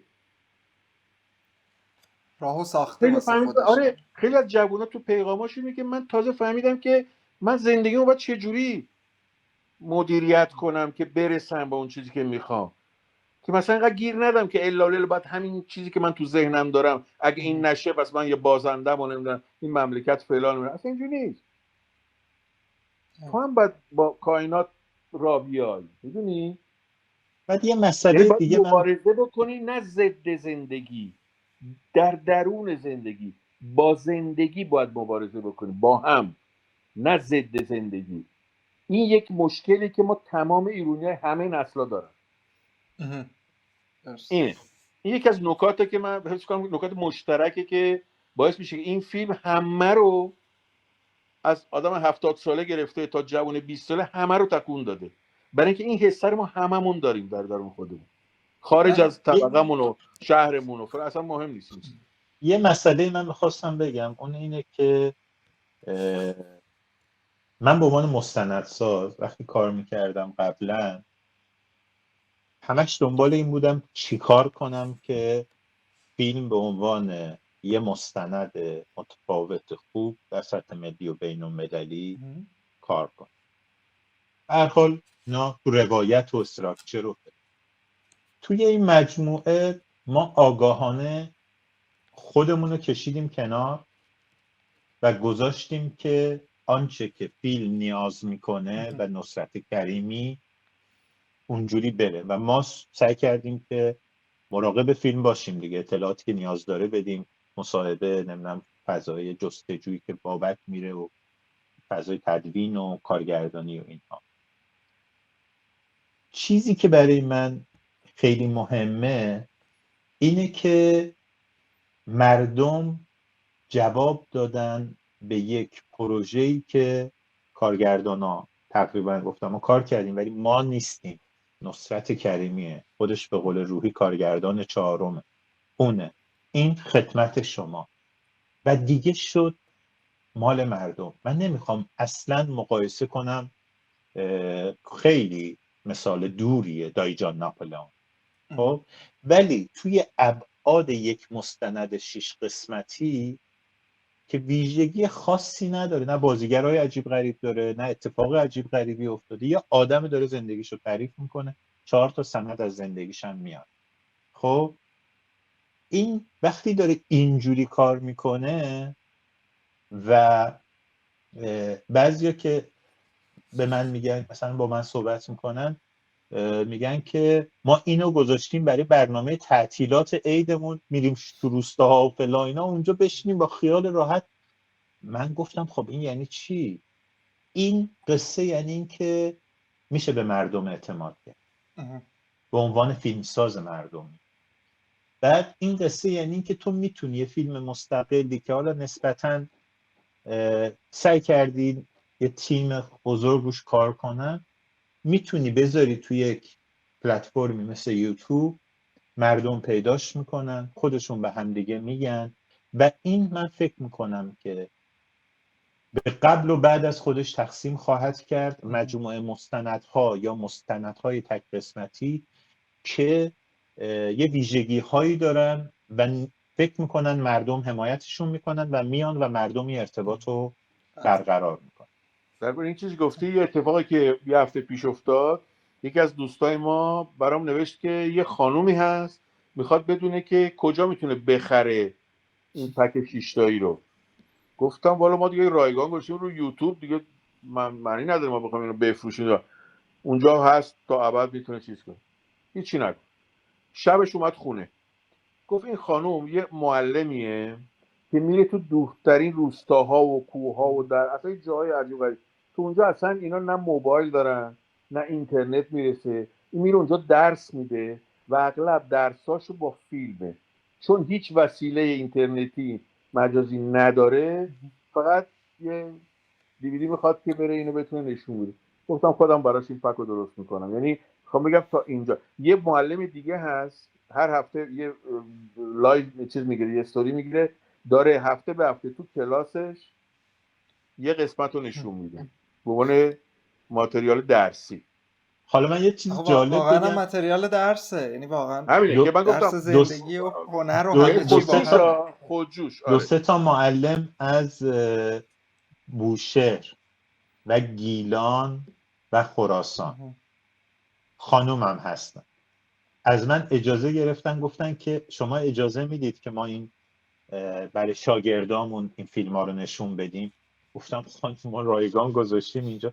بعد یکیشون برگشت گفت که آخه ما یه مشکل داریم. گفتم چیه؟ گفت من 40 تا شاگرد دارم، وقتی اینو نشون بدم ما 41 نفر با هم داریم از یک دیوایس یه بار میبینیم، در حالی که ما با 41 نفر اینو ببینیم که تعداد تماشاگرای شما. گفتم خانم اصلا به این فکر نکن. یعنی مردم خودشون یه مقدار وجدانشون رو قاضی کردن، میگن که ما نباید 41 نفر با هم یک جا ببینیم. برای این دارن اجازه میگیرن که ما 41 نفر با هم میبینیم، اشکالی نداره از نظر شما. ما کی این اتفاقات میافتاد؟ من واقعا این سوالمه. مگه ببینید واقعا ما میتونیم شما رو پایش کنیم؟ ما میتونیم اصلا ببینیم شما دارین چیکار میکنید؟ پیام میفرستن میخوان ببینن، میگن میخوایم پول بلیت بدیم. به کدوم حساب بدیم؟ ببین نشون به اون نشونی که تو وقتی با احترام به مخاطب یه کاری میکنی، مخاطب این احترام رو درک میکنه. دقیقا موقعی که میخوای زورکی بچپونی ردت میکنه. ممکنه بگه بابا کار ارزنده اینا فلان تبریک و خسته نباشی این چیزا، ولی نمیپذیره. مثل این نصیحت سنگینه که ما گوش میدیم از طرف باباها پدر بزرگان، ولی بعد اون کار خودمون میکنیم. ولی یه جاهایی بین آدمای مختلفی که از معلم‌ها و فلان نصیحت میکنن یه چیزی به ما گفتن در طول عمرمون، یهو با یه نفر میبینیم این حرفش رو باید گوش کنیم، برای اینکه داره صادقانه حرف میزنه و در راستای چی میگم با احترام به منه. بقیه دارن ایگوی خودشون رو سر من خراب میکنن. من تمام عمر از تمام نصیحتایی که شنیدم مثل چتر بارون میگرفتن که اینا حرفشو بزنن، من اصلا تحت تاثیر این حرفا قرار نگیرم، تا اینکه یک نفر ممکنه یه جمله بهت بگه و اون آویزه گوشت بکنه برای تمام عمرت، برای اینکه داره صادقانه عمیقاً یه حرف درستی در راستای راه خودت بهت میزنه. این فیلم این کارو میکنه. من تو تمام مسیر کاریم و تجرباتی که داشتم و اینا هر دفعه حس کردم که داریم صادقانه یه کاری رو میکنیم، یعنی جو ایجاد شد که واقعا از صمیم قلب یه کاری رو کردیم، این همیشه جواب بده. همیشه جواب. اصلا راستش اینه که حالا تو این مورد خاص هم مثلا آقای کریمی انگار پدر بزرگ من که مثلا میبینم، انگار پدر بزرگم داره برای من یه حرفی میزنه که اصلا نمیتونم نپذیرم ازش، نمیتونم همدل نشم باهاش. مضاف بر این که شما توی یک به هر حال توی این چند سال اخیر، امسال بیشتر، وضعیت مملکت یه جوریه که یا باید این ور وایستاد یا اون ور، و ما داریم در مورد مجموعه حرف میزنیم که میگه اصلا لزومی نداره شما چپش وایسین یا راستش وایسین، اون وسط به زندگیه اول باید بپردازین دیگه. خیلی جالبه که یک فیلمی، یک مجموعه اینجوری تو تایمی که پر از چیزهاییه که همه این پلتفرم‌ها و همه این نمایش خانگی و سینما، همه چیز یه چیزهایی داره میسازه و ارائه میده که آدم‌ها میتونن خوش بگذرونن باهاش خیلی بیشتر، و آدم‌ها انتخاب میکنن مستند ببینن. یعنی آدمایی هستن که تا حالا مستند ندیدن در زندگیشون و این مجموعه رو دیدن، و این خیلی خیلی ارزشمند و جالبه. یعنی بخش غیر قابل تفکیک هم هست. یعنی تلاش شما 3 نفر و خود آقای کریمیه به نظر. این شخصیت خود نصرت کریمی یه وزنه سنگینیه که اول بخش گفتم مثلا نمیشه جداش کرد. بله، ما مثل یه خیاط این لباس این فیلم رو به تن نصرت کریمی دوختی. این لباسیه که مال اونه. دقیقا. و یه تصمیم خوبی اون تو صحبتاتون روی جان گفتین اون اول بحث که یه تصمیم خیلی خوبی هم که گرفتین اینه که سالهای آخر آقای کریمی ما نمیبینیم مثلا به اون صورت تصویری ازش، این تصویری ثبت میشه ازش. چون قسمت آخر رو نمیخواستم ببینم، دلهوره داشتم که اون تصویر رو من نبینم که مثلا دیگه حالا من یه چیز خیلی سن گذشته و یه چیز خیلی جالب به شما بگم. بسیار نه که بسیار 10-15 تا پیام داشتم، گفت نمیشه که اون سکانسی که آقای کریمی میره پیش خانم برومند و اینا رو در بیاریم. گفتم چرا؟ گفت ما نمیخواستیم اینو ببینیم. یعنی انقدر اون چهرش و اون چیزی که باهاش زندگی کرد. بعد من گفتم که خب اینم عمر دیگه، آدم پیر میشه، پیرتر میشه. خب ماشاءالله 90 خورده سال عمر کردن. گفتن که ما یک تصویر ذهنیمون وقتی فکر میکنیم به نصرت کریمی، همه اون این 5-6 قسمتی که با ما گفتگو میکنه، اون یه تیکه یهو ما رو یه دفعه میریز و نمیشه اونو در بیاری. گفتم با تموم شده این.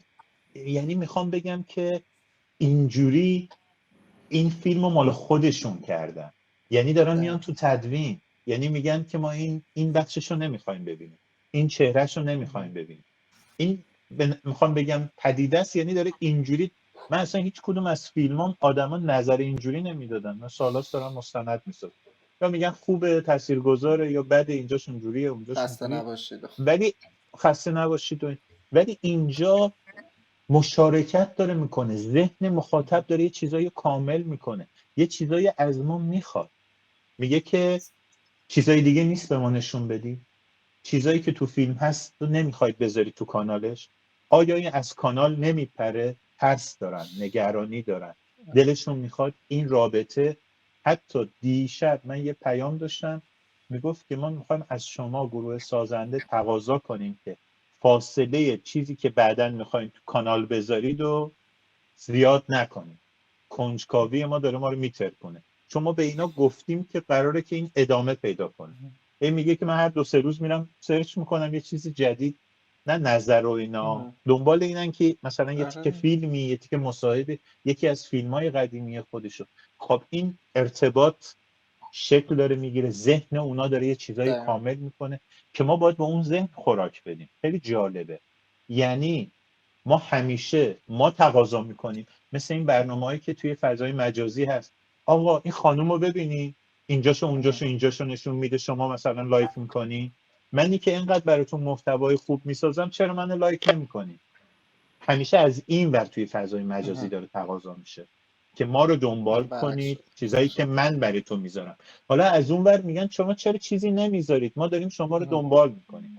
میخوام من بسیاری از این مثالای کوچیک میتونم بزنم که از مردم داره میاد و اونا دارن ما رو فعال میکنن. ببینید این خیلی مسئله عجیبیه. اونا میگن که فعال شو، اوکی یه چیزی رو نشون دادی، ما با همراهی کردیم، حالا همراهیم، فعال شو، یه اکتی انجام بده. یعنی به نظر من خیلی اما نمیتونیم منطقی و برنامه ریزی شو حالا ما اینجوری کردیم حالا اینجوری کنیم.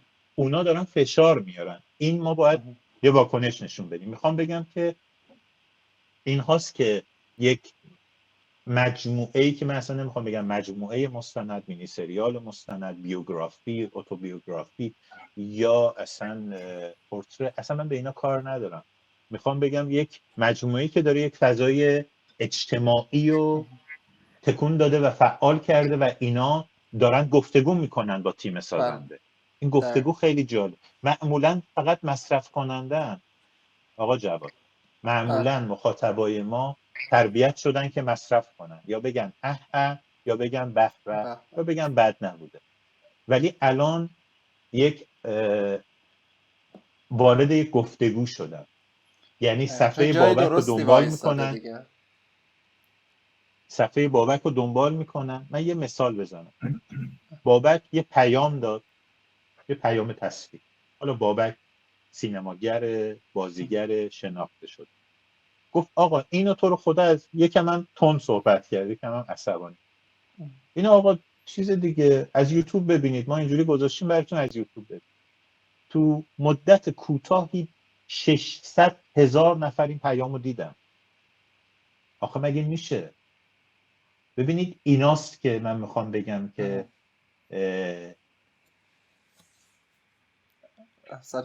آره میزان ویو اون ویدیو واقعا حیرت آوره.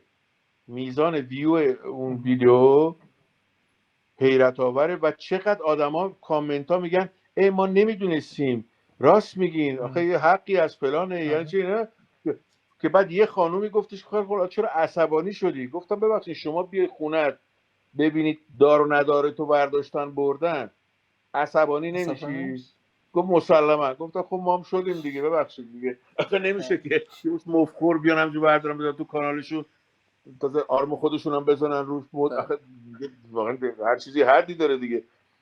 یا مثلا میگن یکی گفته بود آخه وجدان، آخه مگه وجدان؟ گفتم شما وجدان داری؟ گفت من سعی میکنم. گفتم خب بالاخره 2 نفری از اینجا شروع میکنید دیگه بابا، اینقدر چیز نکنید. یا میگم تو داری میگی این مملکت فلان اینا. گفتم به هر حال این دلیل نمیشه که من سکوت کنم. همین سکوت است که اینا رو بهشون کارت سفید میده که برن جلو دیگه. دقیقا. و خیلی آدما چیز کردن، تاکید میکنن تو پیغاماشون که ما مرسی که گفتین. ما یکی گفت من یک قسمت 1 و 2 رو مثلا تو تلگرام دیده بودم، اینو که دیدم اصلا عذاب وجدان گرفتم، رفتم رو یوتیوب دیدم. یعنی آره مردم واقعا. دارن جواب آره. میدن به یک صداقتی، به یک عرفی، یا یک چیزی هم داره دیگه.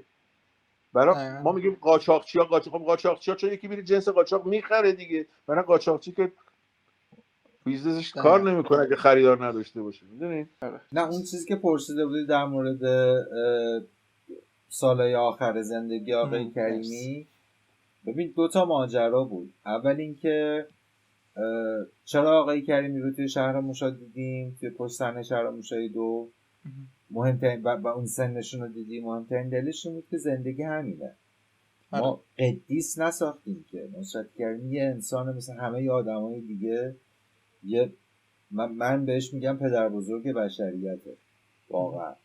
و اون آدم گذر عمر وجود داره، ولی این نصرت کریمی 81 ساله است که داره با ما حرف میزنه، ولی دیدنش توی اون پشت صحنه شهر موشه چون کهنساله، ولی خب چیز هم نیست، از کار افتاده نیست صورتش.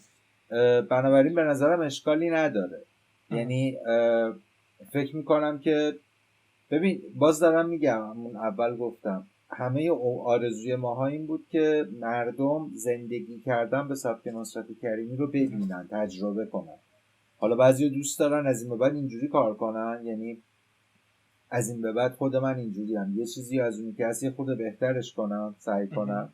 یکی دیگه بخش دیگه رو میبینه، یکی دیگه اون تفکر جره ثقیلی رو میبینه که تو از مهرداد پرسیدی در مورد آقای انتظامی، یکی دیگه اون 3 ضعف بزرگ نصرت کریمی رو میبینه، همسر خود من که مثلا میگفت من نگاه کردم دیدم منم مهرطلبی دارم، هم عزلت طلبی دارم و روش کار میکنه.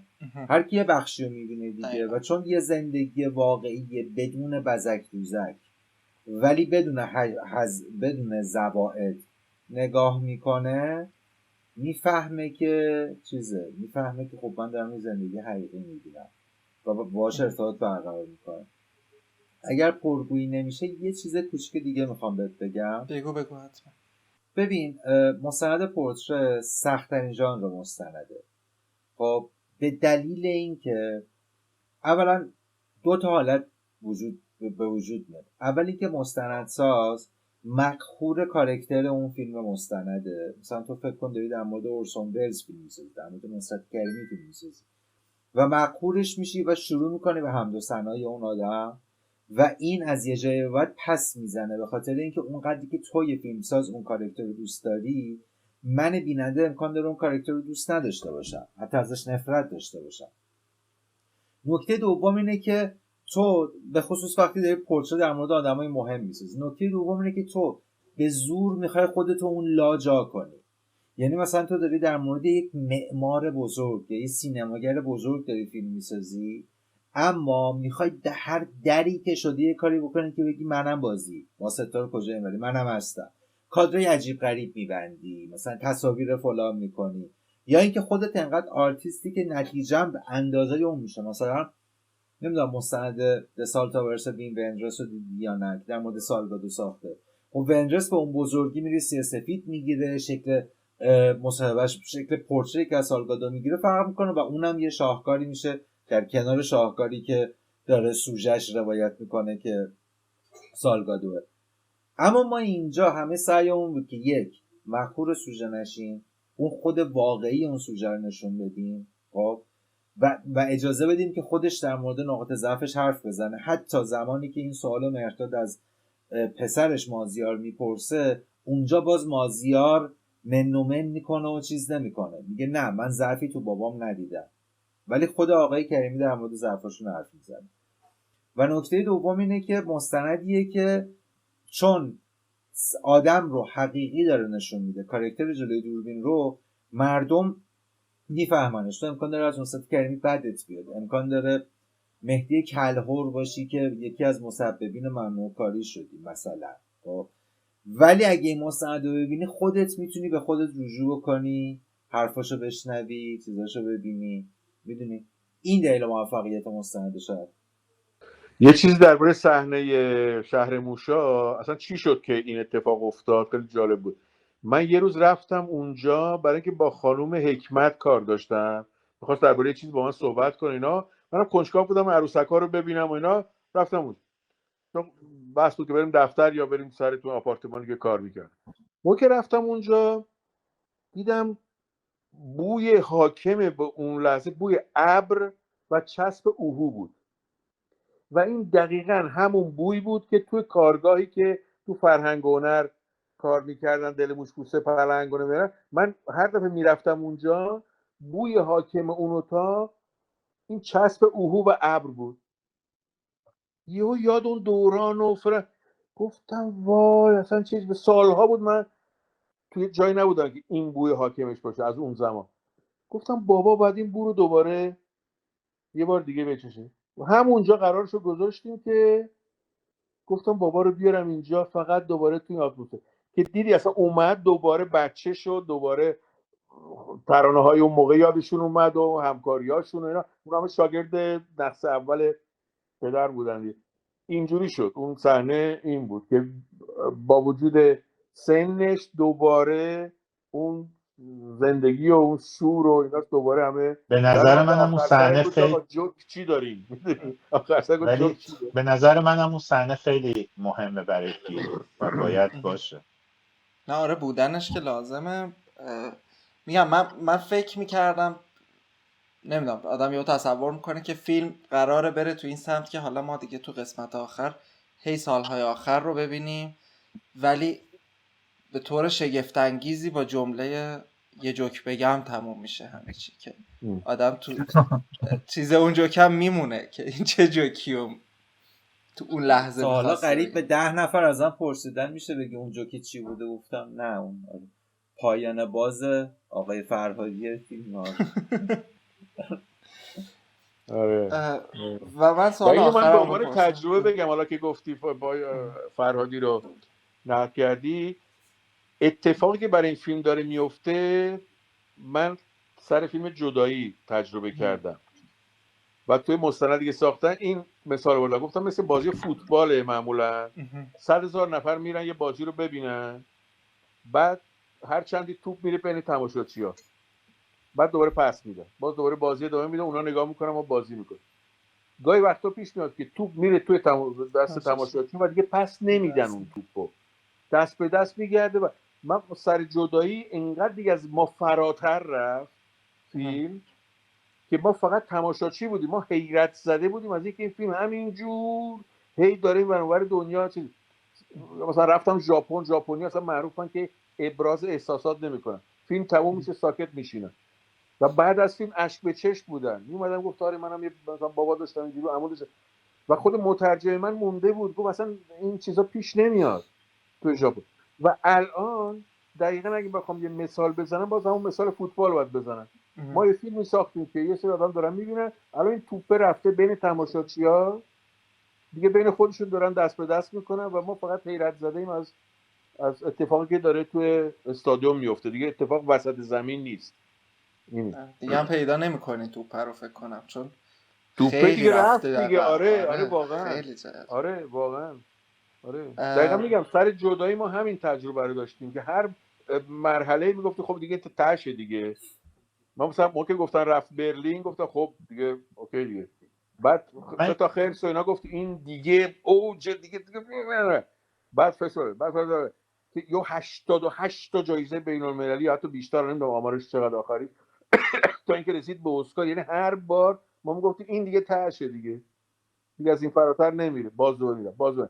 این فیلم هم داره اینجوری میشه، یعنی واقعا مرزا رو همینجور داره میشکنه دیگه. نه سن دارن تماشاچی ما، نه قشر دارن، نه سواد خاصی دارن، اصلا یه چیز دیگه شد دیگه. من یه مسئله‌ای که واقعا میخواستم بهش اشاره کنم و من به شدت داره متاثر میکنه اینه که معلما هستن. معلمات چرا انقدر دوست دارن به بچه‌های مثلا 10-12 ساله 15 ساله نوجوان بالای مثلا 12-13 سال چه اصراری دارن اینو نشون بدن؟ چی شده؟ ببینین اینا یه امیدی رو تو این فیلم احساس میکنن و بچه‌های نسل نوجوان و کودک و نوجوان و به خصوص نوجوانه یک گمگشتگی یکم یه ناامیدی، یه چیزایی از جنس ناامیدی توشونه که معلما میخوان کمک کنن به این بچه‌ها. یه پیرمرد قصه گویی که داره قصه 100 سال زندگیشو میگه، یکی بود یکی نبود، و پیشنهاد خوبی میبینن برای اینا. و فیلمایی که برای ما فرستادن، که فیلمایی که برای ما فرستادن، اینا میشینن تا آخر میبینن، نه به موبایلشون نگاه میکنن، نه این ور اون ور میرن، میبینن. این خیلی برای من عجیبه. من اصلا همچین تجربه ای ندارم که به من بگم فیلم مستندتو بده یا میخوایم ببریم به شاگردامون نشون بدیم. تا حالا برای من همچین اتفاقی نیفتاد. این همون بحثی که میگفتیم دیگه، اون نمیشه و نمیتونمه که دیگه نهادینه شده، میدونی؟ و این فیلم بهت نشون میده آقا نمیشه و نمیتونم نداریم، هم میشه هم میتونی، فقط یه همتی هم باید از خودت را بیفته. آره، لازم هم نیست رامبو باشی. جالب اینه که نصرت کریمی رامبو نیست که ما بگیم خب این رامبوه، من که رامبو نیستم. نه، همه میتونن، میدونی؟ دقیقا. و این حرفیه که این روزا و این وقت آدما خیلی بهش نیاز دارن دیگه، که میتونی دقیقا حالا این هر همون چیزی نکته‌ای رو. که میگم آره. وچه درد مشترک هممونه تو این جامعه. دقیقا. من برای آخرین سوال دیگه خیلی هم اذیتتون نکنم، کنجکاوی خودمه، نسخه ای از این چیز رو آقای نصرت کریمی دیده بود قطعا دیگه خودش، یعنی چیزی تمام نه این 6 قسمت مراحل، ها. بله تمام مراحل رشد این فیلمو همشو دیده بود. حتی به موسیقی آخرم که روزی که رفتین ضبط کردین، من با موبایل ضبط کردم، رفتم خونه گوشتم بیخ گوششو، گفتم بابا اینم موزیک تیتراژ پایانیه. گوش کرد، گفت قشنگ. و یه نکته یادت بابک، یه بار که آخر دید گفت به تعجبی که گفت من این همه کار کردم. خیلی جالب بود. آره. گفت وقتی دید این 6 قسمت رو گفت این همه کار کردم. و یه روزم من بخش سوم که مال انیمیشنه گذاشتم تو خونه، مامان پروین و بابا نشسته بودن و یه جا دیدیم که بابا داره همین زار گریه میکنه، نگاه میکنه و مجبور شدیم قطع کنیم. آره، مجبور شدیم قطع کنیم. آخه نمیدونم تاریخ این مملکت راستش خیلی ها رو حذف کرده یا خواسته حذف کنه و ظلمی بکنه بهشون، ولی امروز داشتم فکر کردم که با حذف نصرت کریمی که تازه حذفم نشده، جزء اون مواردی که به اون آدمه ظلم نکرده، واقعا به خود مملکت ظلم کرده. یعنی حالا آقای فرهادی شکل دیگه ای میگه اینو، ولی واقعا همینه. یعنی ما بی نصیب موندیم از نصرت کریمی، فکر میکنم. اون همون حرف خودش دیگه، 4 تا فیلم یا 14 تا فیلم فرقی برای اون بله نمیکرد. ببین، برای آخه ما ما اگه فقط سینمایی به قضیه نگاه بکنیم این درسته، ولی در روند رشد نصرت کریمی من فکر میکنم که یک هنرمند ظریفتری شد. من هنر اولش رو مجسمه هاش میبینم، بعد بقیه. یعنی به یک هنر نابتری رسید، شخصی تر، که با کسی هم نمیباید مجادله بکنه که تو برسه. چون سینما تو باید یه فیلمنامه بنویسی که برای تهیه کننده پیدا کنه، بعد همه چیزا. ولی اینجا این دیگه خالصانه هنر خودش.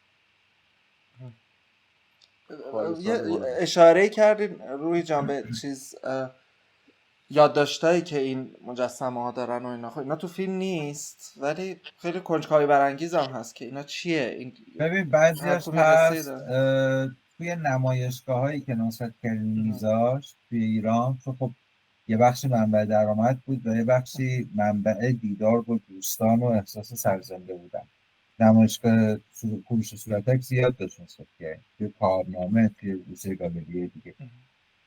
اینا پیوست داره همشون، یعنی هر صورتک قصه اون آدم زیرش هست. منتها ببین تو صورتکایی که تو فیلم میبینی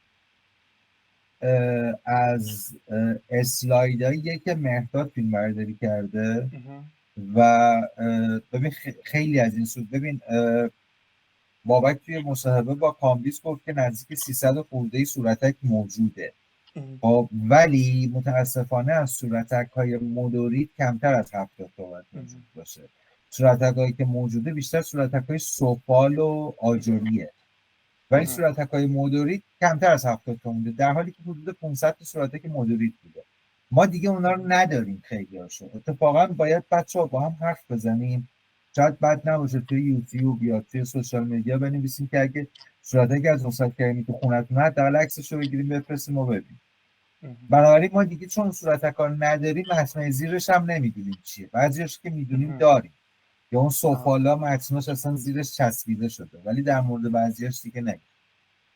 آجا خیلی هاش فروخته شد، خیلی ها رو هدیه داد به دوستان و فامیلا و اینا. دست به هدیه‌اش هم آقای کریمی خوب بود، یعنی مثلا توی تایمی حالا بابک و مهرداد باید بگم، ولی مثلا اگر مهمونی مثلا عید دیدنی یا خونه یا مثلا یه نفر میرفت شیرینی و گل نمیگرفت، یه صورتک میداد. حالا امیدوارم اون کسی که رفته این صورتک گرفته پیش خودش نگفته باشه مثلا چرا بهم شیرینی نداد. آره یا گل میبرد کاکتوسایی که خودش درست میکرد یا مجسمه. آره من اتفاقا یه سری کامنت هایی هم که داریم همینه که مثلا دوست بابامون بود میومد کاکتوس میاد. کاکتوس ها مثل مجسمه بود دیگه. واقعا سوالم پرسیدی که کجا دلت سوخته یه بخشی رو نذاشتی. نصرت کریمی 2 تا شعر رو دکلمه میکنه.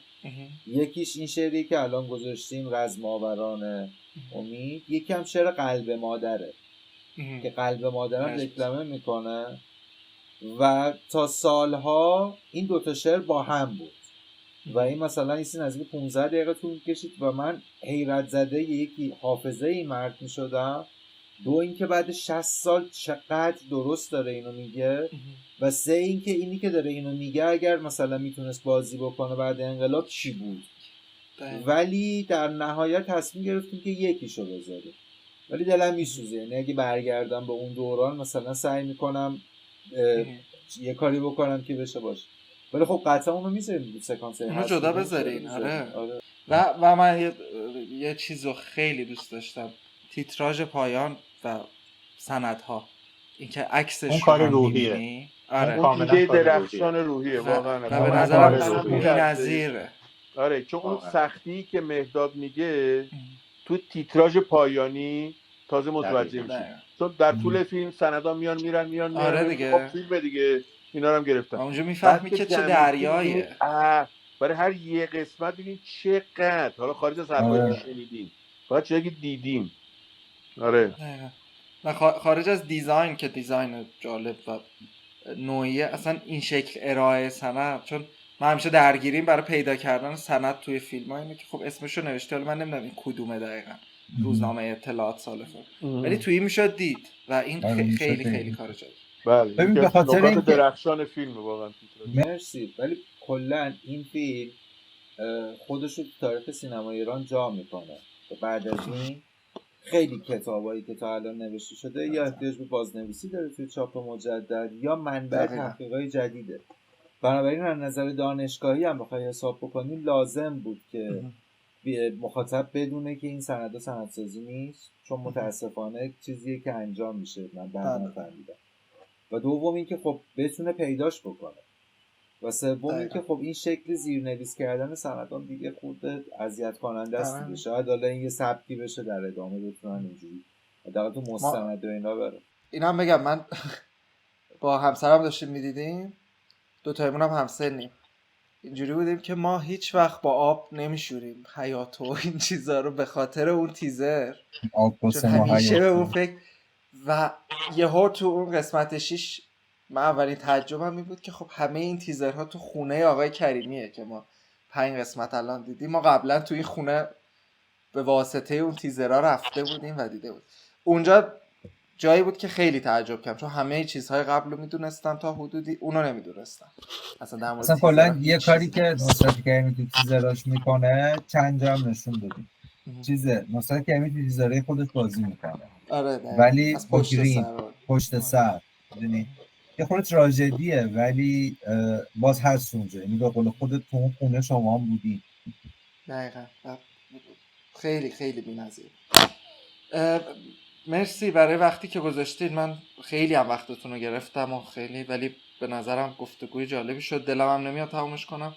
اگر بحثی نکته‌ای چیزی دارید حتما خوشم شد الان بگید که دیگه خداحافظی کنیم. اگر نه من فکر کنم خیلی گفتگوی جالبی شد که نکات جالبی اومد بیرون و میگم این فیلم هنوز راه داره میره، خیلی یعنی ما همچنان هر 24 ساعت 4000 تا ویو اضافه میشه. ما تا پیک 8000 تا هم رفتیم و خب این سوال دیگه، این چه اتفاقی داره میفته.